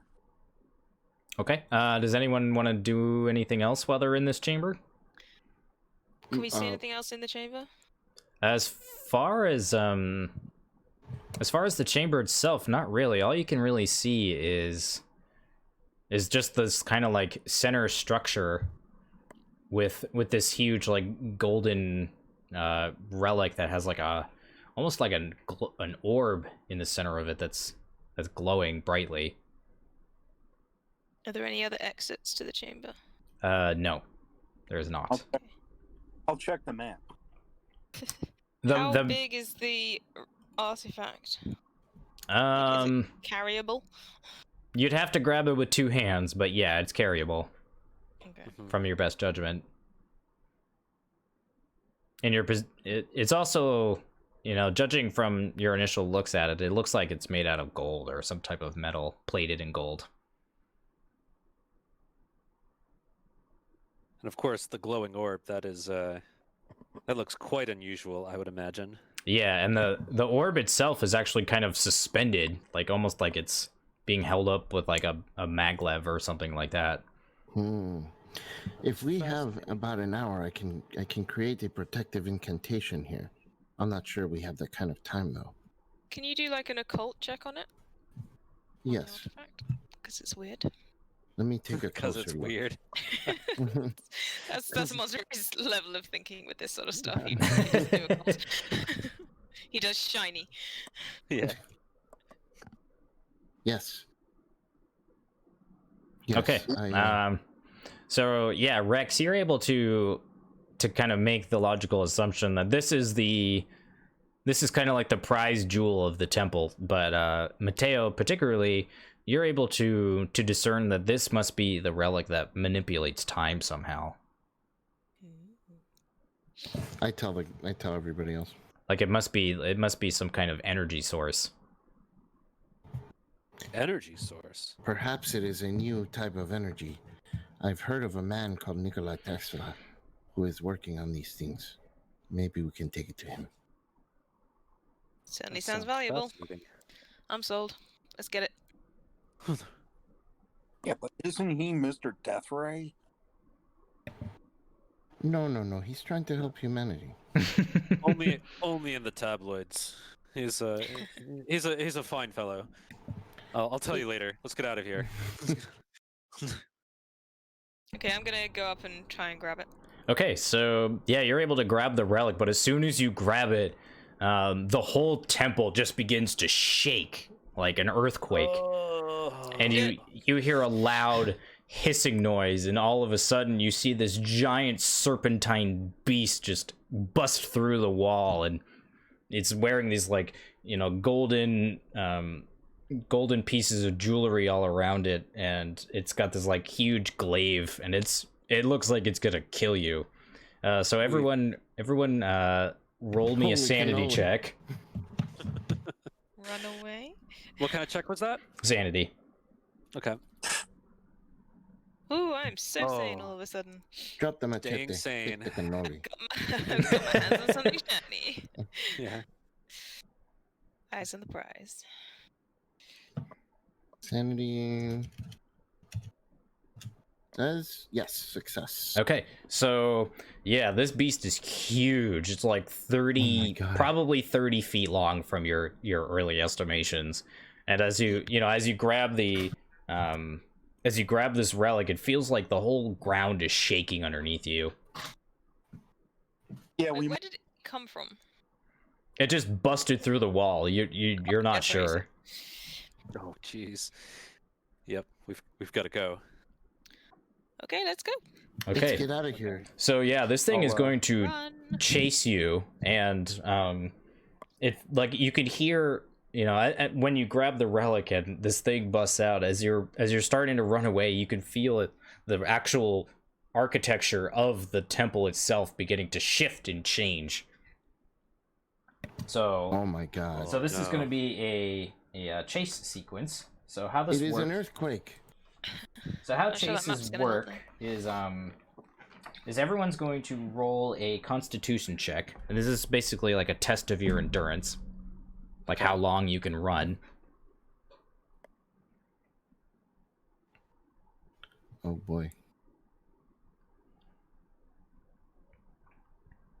So anyone Is that it con? Rex. yes, Okay. oof. X curse keeps going.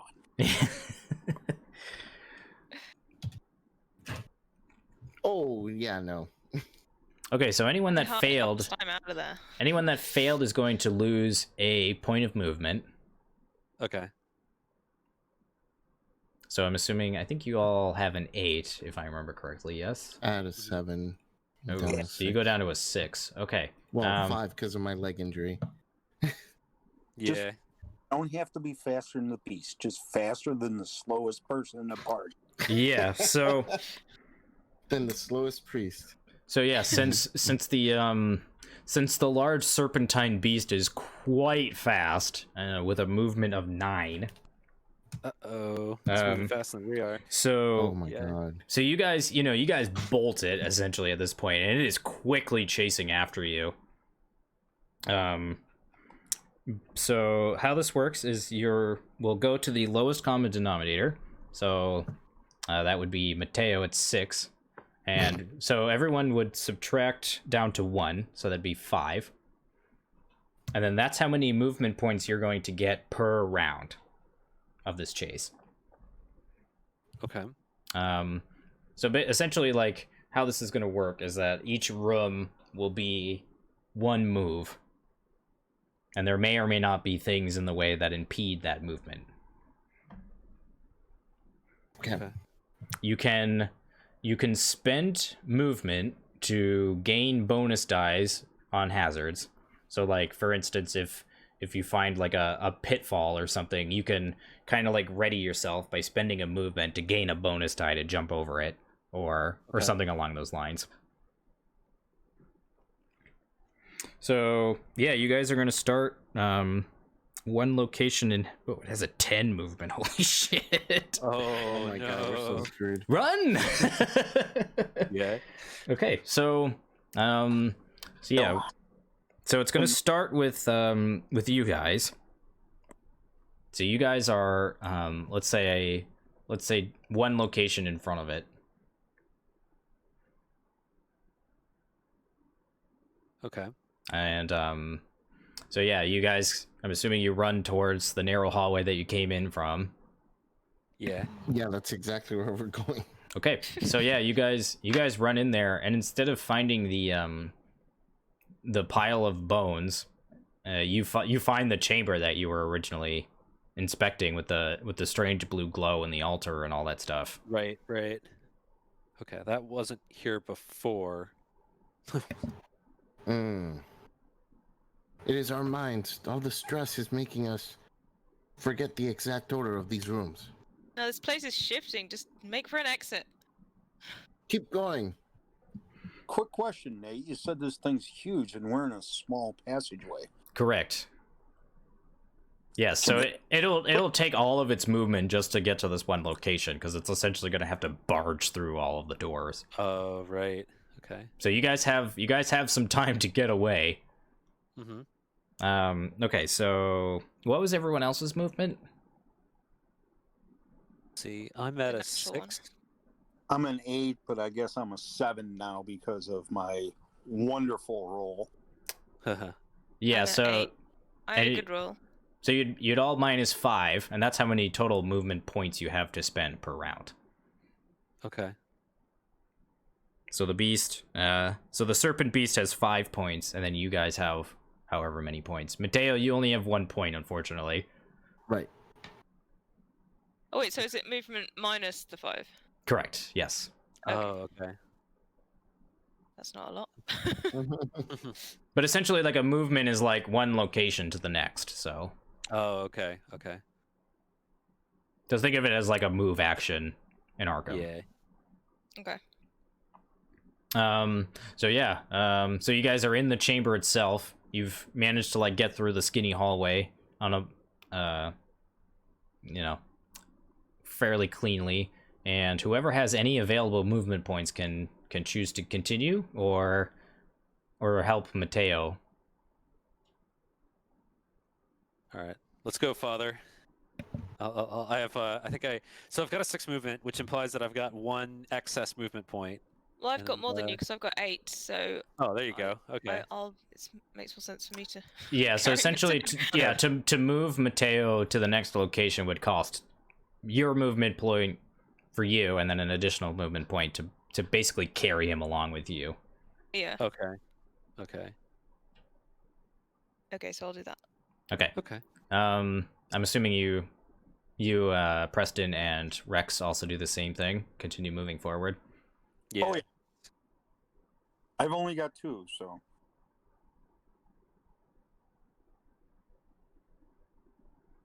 Well, it was 1 to move into the chamber, so you should have 1 more. So. Correct. I Okay. have 1. Yep. All right. So that's going to be all of your movement. It sounds like the whole team. So you guys move, and as you're running, you see the serpent beasts from before, and anyone that didn't make a sanity check against the serpent beast now has to make a sanity check. I think we all did, didn't we? When it Oh, showed boy. up. No, I didn't. Oh. Which serpent? Big one? Okay, I did. Okay, success. Yeah, because I was. Super Yeah, scared. you got attacked. I know Preston and Monterey Jack did, but I'm not sure if Uh-huh. Rex did. Okay. In the pit, but are these the same things that I saw last night? Yes. So you should be okay as well. Okay, so Mateo, you passed your sanity check.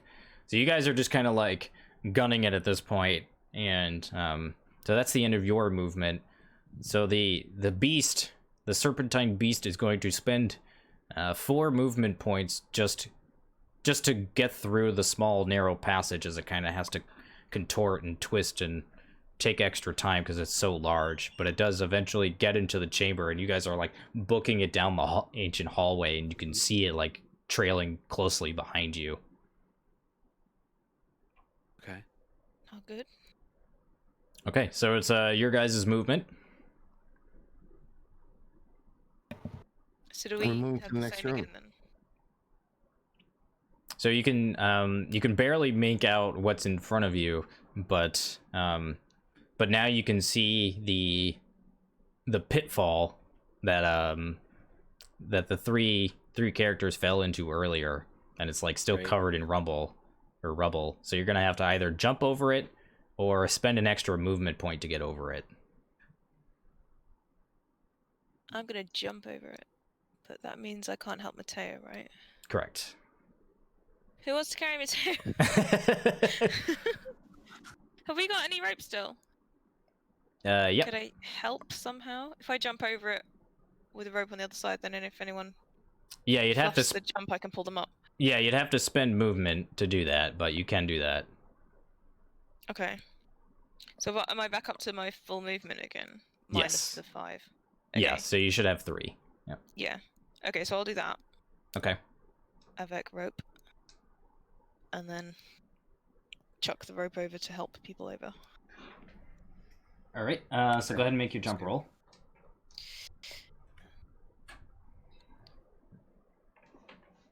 Hopefully. Ooh, yeah. Oh, nice. Okay, so yeah, you managed to, looks like, pass with a hard success. Yeah, hard. Okay, so you're able to just very quickly just jump over it, and you, I'll give you a movement point back. Sweet, thank you. Okay. So now you have all 3 of your movement now, essentially, because you were so dexterous. Good at jumping. Cool. But I'm gonna turn around and throw a rope back over. Okay. To Are help you going out. to? Are you gonna stay there? Well, Like- until everyone else is across. Okay. Yeah. Okay. So you can. What you can do is you can. Sticking with the team. You can spend your last movement to give each person a bonus die on their jump rolls, or you can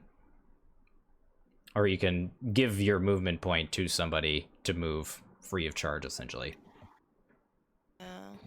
What do you guys prefer? Well, we've got to get the father out of here. That's for sure. Have you got enough move to get him? Or what's more helpful, jumping or moving? Moving is faster, or jumping is faster, but moving is safer. Okay. Has anyone got a decent jump score? Kind of split the difference. No.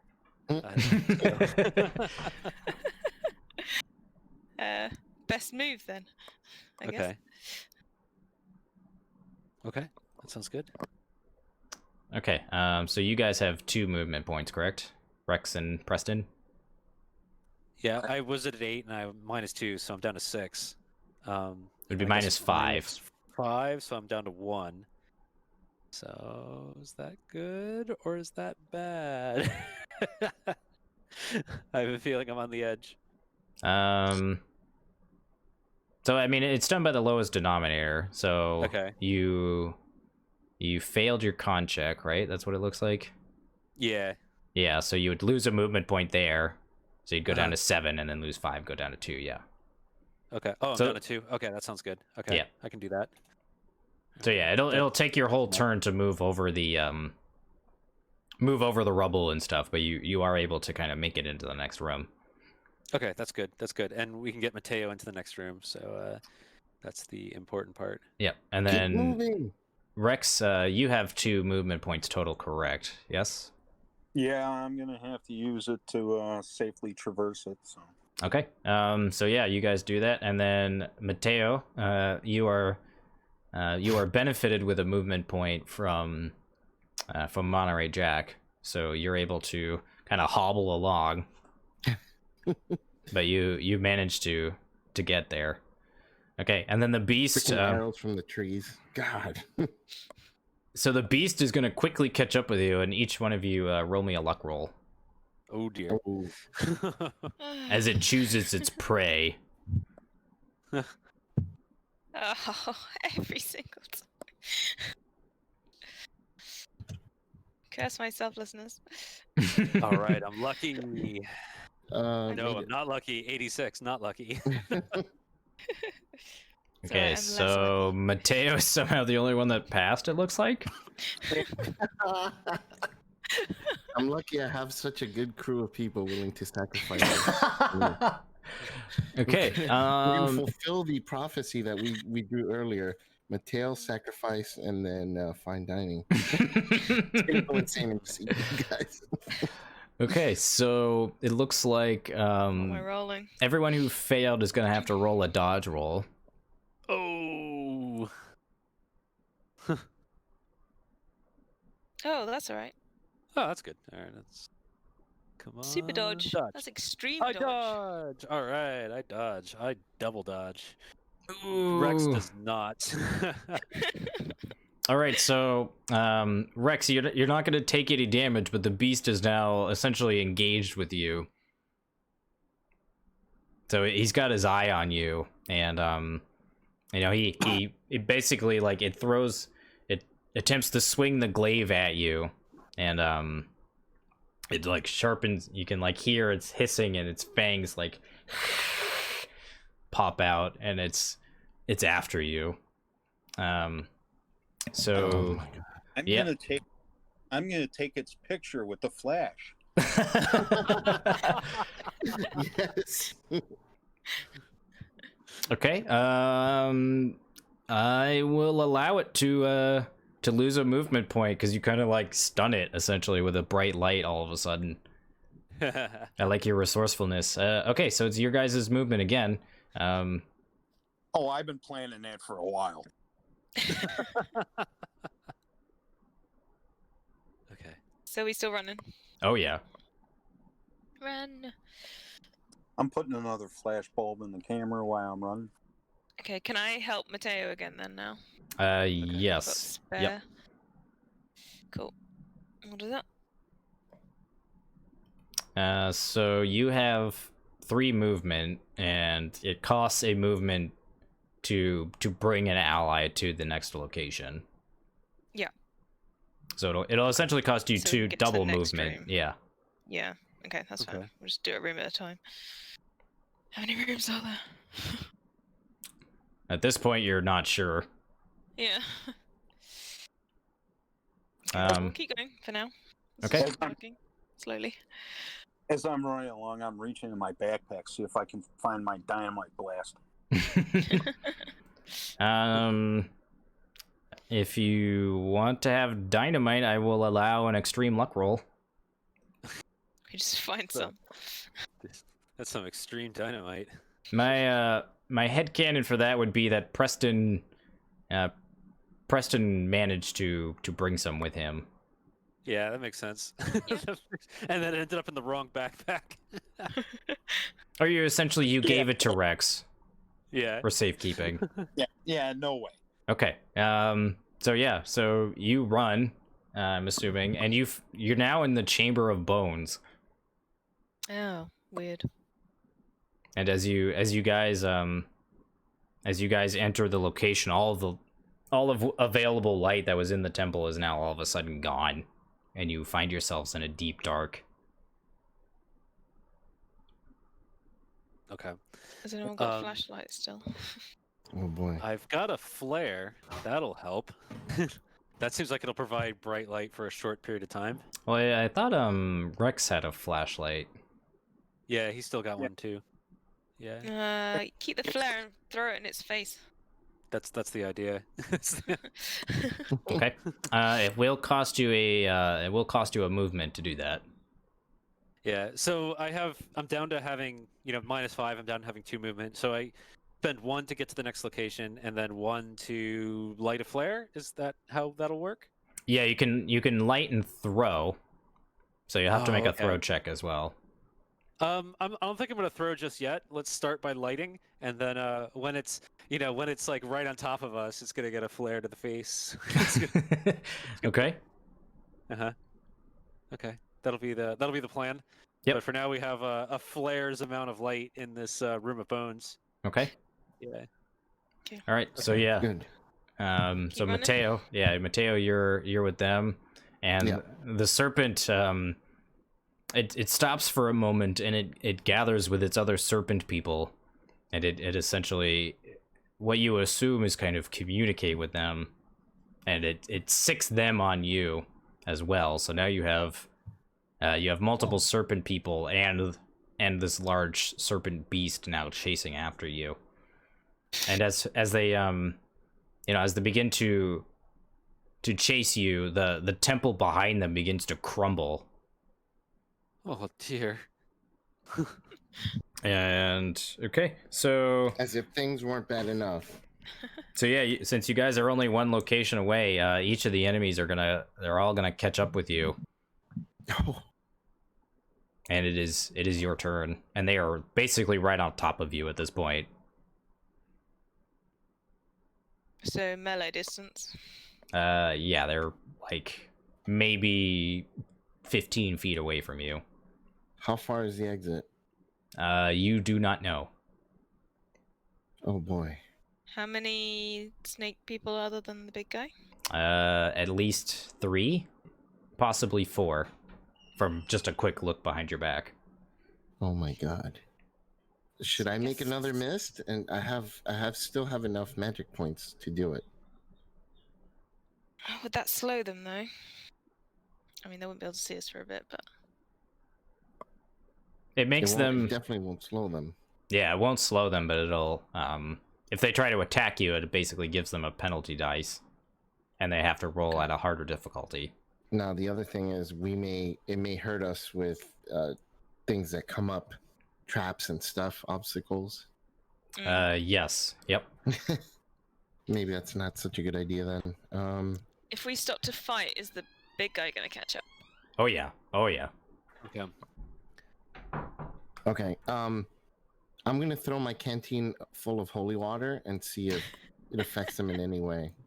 As I run, just throw it and see. Okay, roll a throw check. All right, throw 20%. Excellent. Okay. Padre, dame el poder. Are they around? Oh my God! By Oh, one. Oh, I could use point, luck. Luck point. Luck point. Luck Yeah, point absolutely. it is. Okay, yeah. So you managed to kind of bonk one of the smaller serpent people in the head, and it is like kind of stunned for a second. It's just like, what the hell? The holy water seems to have stunned them. Keep going. I think it was more the bonk on the head. The water just kind of falls into the ground. Listen, I have my beliefs, okay? Where proximity to player? They're close to the flare, because I'm assuming, Preston, you're still holding on to that, correct? Yeah. Okay. Yeah, so... Hey, Preston. Flare plus canteen full of whiskey makes Molotov cocktail. What do I got in my backpack here? Just keep running. Just Do it, Molotov. okay. So yeah, I guess one of my movement points is going towards moving, and I'll chuck that thing behind me, and then just there, here comes the whiskey, right behind it. Whiskey bomb. Yeah, we're gonna go for the whiskey bomb. All right. So yeah, you're throwing it, so make me a throw check. Okay. Not so good at those. Let's see. Throw. Oh gosh. Yeah. Okay. This isn't gonna go very well, people. No. Use luck. I don't have 69. I don't have 69 luck. I mean, yeah, that's not happening. Okay, yeah, so you kind of throw it, and the flare like goes ahead of the whiskey bottle because they have different weights to them. So you throw the flare further ahead. Oh no. Well, it was worth a shot. Yeah. Can I move and do some form of attacking? Yeah. So since they're behind you, I would assume you kind of want everyone else to be behind you when that happens. Mm-hmm. Yeah. Like kind of like standing guard, I'm assuming. Mm-hmm. So I'm thinking of throwing knives. I have throwing knives, and I just kind of want to use them. you can run and throw. Mm-hmm. It'll be at a. It would be a throw, wouldn't it? Yeah, and you'd take a penalty dice as you're running and throwing. Okay. You can stand. You could use a movement point to stand and throw without penalty, and then run. I'll probably do that then, because it's a better chance. Okay. Because I've got some spare movement, so. Okay. I think, or am I still carrying Mateo? I would assume you're having to carry Mateo. I have an idea. I may have to sacrifice, but what if I stay in one spot, do the mist while you guys get away? The mist might slow them down enough I don't think that's going to slow them much, is it? They're just Preston, going to corner whiskey. miss a bit. But I could run with the mist towards them and pass them, and Be a maybe distraction. it'll buy you enough time. So since the walls behind them are starting to crumble, there is no behind them at this damn it. point. Yeah, you're right. Oh, yeah. You're right. Plus, Mateo, we're getting you out of here, Father. Preston, do you have any more whiskey in that backpack? So I need 2 movement points to move Mateo, or is that to Yes. move Mateo and me? Mateo and you. Okay, so I've still got 1 spare, so I could use 1 for standing and throwing, Yep. and still make us to the other room. Yeah.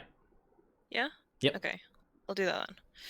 So I'm Alright. gonna stand and throw once those guys have gone in ahead of me, Okay. ahead on the way out, as it were. 'Cause I don't want to throw knives at people. Mhm. That would be bad. Mm-hmm. And then I'm rolling a throw.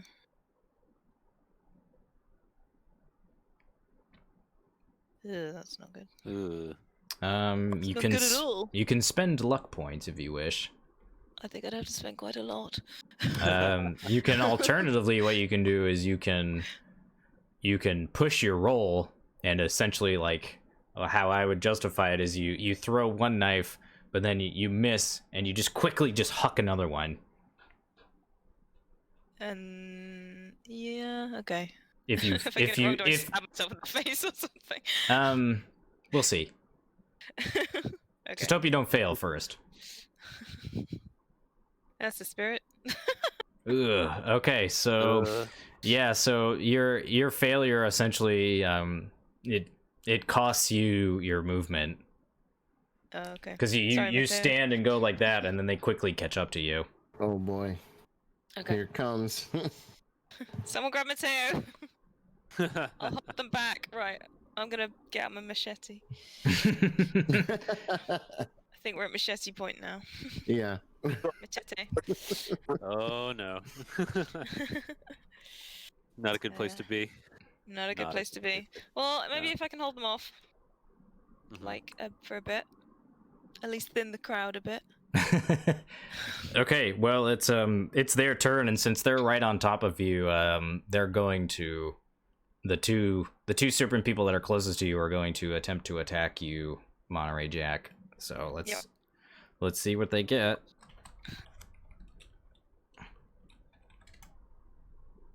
Okay, so the first one misses you.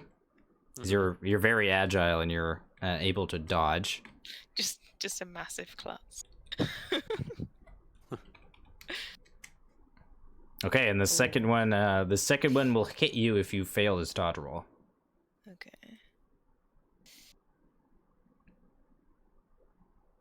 That'll do. Oh, hey. That's, Nice. That's a hard dodge as well. Yeah, so you're able to evade both of the attacks from the serpent people, and then the large serpentine beast Just slides over me. will attempt to essentially, like, yeah, it essentially just like runs over you and the other 2 serpent beasts. So you can go ahead and make another dodge roll to dodge out of the way of that creature, like essentially trying to trample over you to get to the other people. Oh, hang on.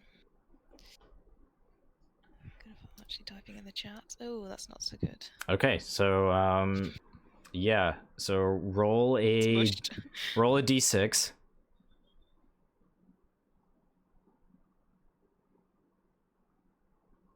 Ooh. Oh, So as the beast attempts to get at its true prey, it crushes your leg and breaks your right leg, Oh no. and you suffer. To someone whilst this is going on. Like, after I fumbled the knives. we could so tie our like- bad legs together and then just kind of hobble as a 3-legged creature. So at this point, you're essentially incapacitated. Like, you can't move. Okay. your- Has your he gone leg is- past me? It's over. No, has he gone past me, the big guy? Oh yeah. So everyone else is gonna have to roll luck. Can I still attack him? How long is he? He's huge. Yeah. He's still sliding past. Can I still attack him? Yeah, so instead of being able to move, what you can do is use your movement to attack. Okay, cool. I'll do that then. Okay, That's next so round. yeah. Luck roll. Monterey. Oh, I'm lucky. Okay, good. So it looks like everyone passed. Oh no. Oh, that's right. You've been spending luck points. I totally forgot about that. Yeah, So- Rex is cursed. Yeah, Rex is truly cursed, so the serpentine beast will attempt to attack you. Why I take its picture? All right. We have to get the camera out. Get Have you the still got the camera flare? out. Can you not flare Oh, into the face? I clearly stated that while I was running, I was. Oh, that's reloading old, yeah. football. All right, let's see what it gets here. Oops, 1d100. Oh no! Yeah, with Oh my a God. strength of 150. Holy shit, that hits you extremely well. Okay, so you're gonna take max damage, which is a lot. Its damage bonus alone is 2d6, so that's 12 points of damage there. And then its die roll on the weapon is 1d12, so you take 24 points of damage. Oh my God. Pal? You gonna He be cuts you in okay? half. Yeah. No, I don't. I burn all my luck points and regain 1d6 plus 1 hit point. Okay, so yeah, you use the luck talent to dodge certain death. I'm assuming that's what you're doing, yes? Okay. So you are not quite dead.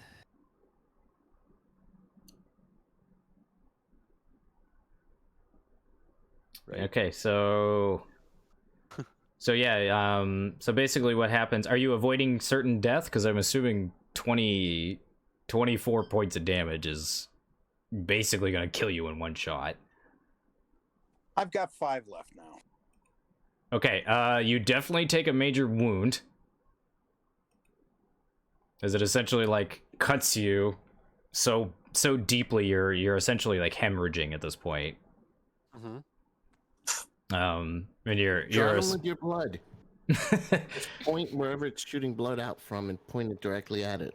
and yeah, since you're able to dodge certain death, that's going to be its attack, and then it's going to essentially ignore you for now, and it's going to attempt to attack Mateo. No. I'm gonna open my arms and do the sign of the cross and then keep them open. So let's If it's God's will, then so be it. okay, so it's a hit, but you do get a chance to dodge at an extreme difficulty. Okay. Let's see. Father. Hey!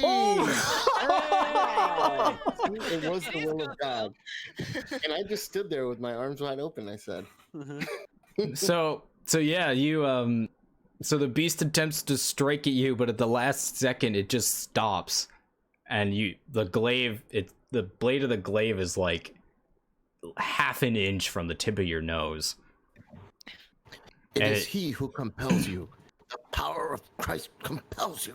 And yeah, the temple begins to rumble even worse, and the beast hisses, and it just burrows. It essentially just like burrows into the rubble behind you, and it's all set with you guys for now, essentially. So you've managed to avoid certain death from this horrible beast. Help! But the temple is crumbling all around you, so you guys gotta move. Yeah. All right, we're running. Can I still move at all? In a kind of dragging fashion? You're gonna need help. I would what you can do is you can spend basically either all of your remaining luck to kind of Deus Ex Machina your certain death. I haven't actually spent any luck yet, so I've got quite a bit. Oh man, yeah, there you go. Yeah, I've only. Well, there's used one. also on the channel. There's this thing. It's 1,500 channel points. There's something called Deus Ex Machina there, but there's also one called Meet Your Doom. Well, you still have your Deus Ex Machina. That's right. That's right. Okay. Okay. So but how are we looking? Like, is Rex gonna be okay? Can he still run? Or is he out for the scene? I mean, he's essentially like bleeding out, but he's alive and he can move. He's got so much adrenaline pumping into him at this point that he's okay. Mr. Murphy, you're gonna be okay. It doesn't look as bad as you think. Keep going. But you guys are gonna have to essentially carry Monterey Jack with his broken leg. I can Okay. hop. So the chase is over. The Serpent People, you've eluded the Serpent People for now. You've managed to carry the strange device as it's humming and glowing around you. As you're kind of like cradling it. I would assume, Monterey Jack, you have it like kind of Yeah.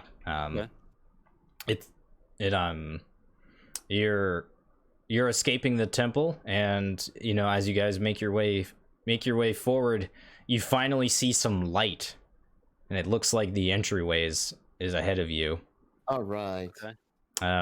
But as you And then guys arrows, we get filled with arrows. as you guys are attempting to run past the rubble that's surrounding all of you, everyone make one last dodge roll for me.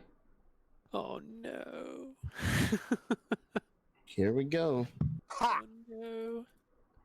Oh dear. Alright. I got it. Oh, That's a pass. no good. Okay, so so it looks like Preston and Mateo, you have Yeah. failed your rolls, but it looks like the other two Yeah. have passed. Okay, so yeah, as you guys are fleeing towards the exit, two large boulders essentially come crashing down and hit and crush you. Ah, yes. Right at the exit. I love it. Oh my gosh. So you guys can spend all of your remaining luck points to Deus Ex Machina your way out of certain death. But you have to explain it from a narrative perspective. I've got it. So I imagine, Vase, when you redeemed it for me, I imagine we're rolling along as boulders coming, and it's like one boulder that's about to hit both of us, right? Because we're standing together here, Mhm. and what happens is we actually are in one of those trap rooms, and the floor collapses underneath us, so we get entombed for a moment. The entomb is just narrow enough that the boulder manages to land on the top of the tomb. Yeah, there we go. So it's like the boulder ends up it's like a lid, We're Okay. buried alive with the boulder on top. But there's a little bit of air there. So Okay, we can make yeah, our way out. so Rex and Monterey Jack, you're watching, you're running out of the temple itself, and you turn around and you see this boulder just drop, and you make your way back to camp, and Ichitaka is no longer there, and it's just, you see remnants of your campsite still there, but Mateo and Preston are nowhere to be seen.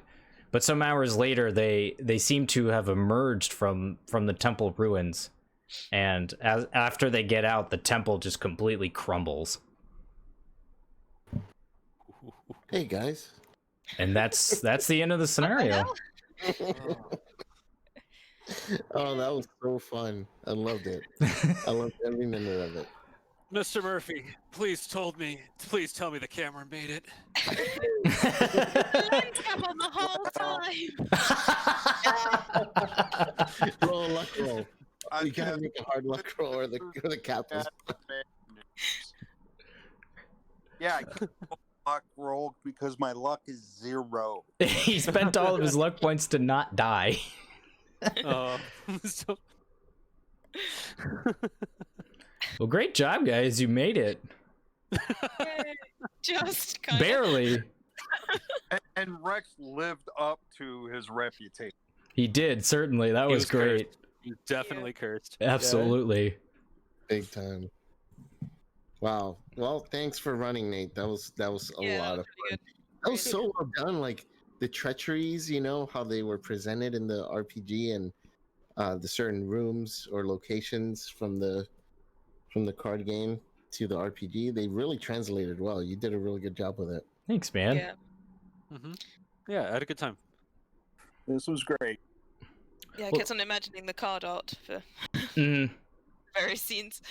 Yeah, Right, yeah. I literally had like the card images up and was just kind of like picking through them as you guys were doing stuff. So, well, I'm glad you guys enjoyed it. I know it was a bit longer than I'd expected, but not. It was about 4 hours, so I think that's right on point. I know it's late for you guys in across the pond, so why don't we go ahead and just kind of end the stream here.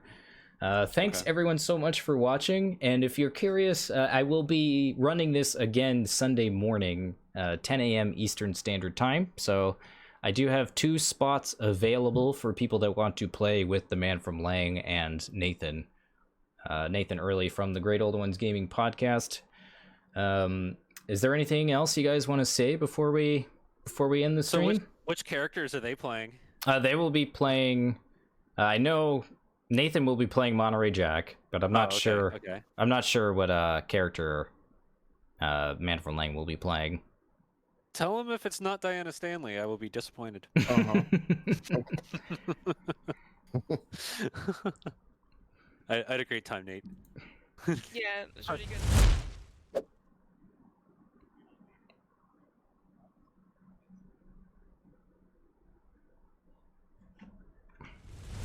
I think. Yeah. Yep. Yeah, the only thing that saved us was the one that Vase rolled at the end there. Truly. That's what I carried him through all those rooms. That one was some serious, like, holy shit moment. Like, That is.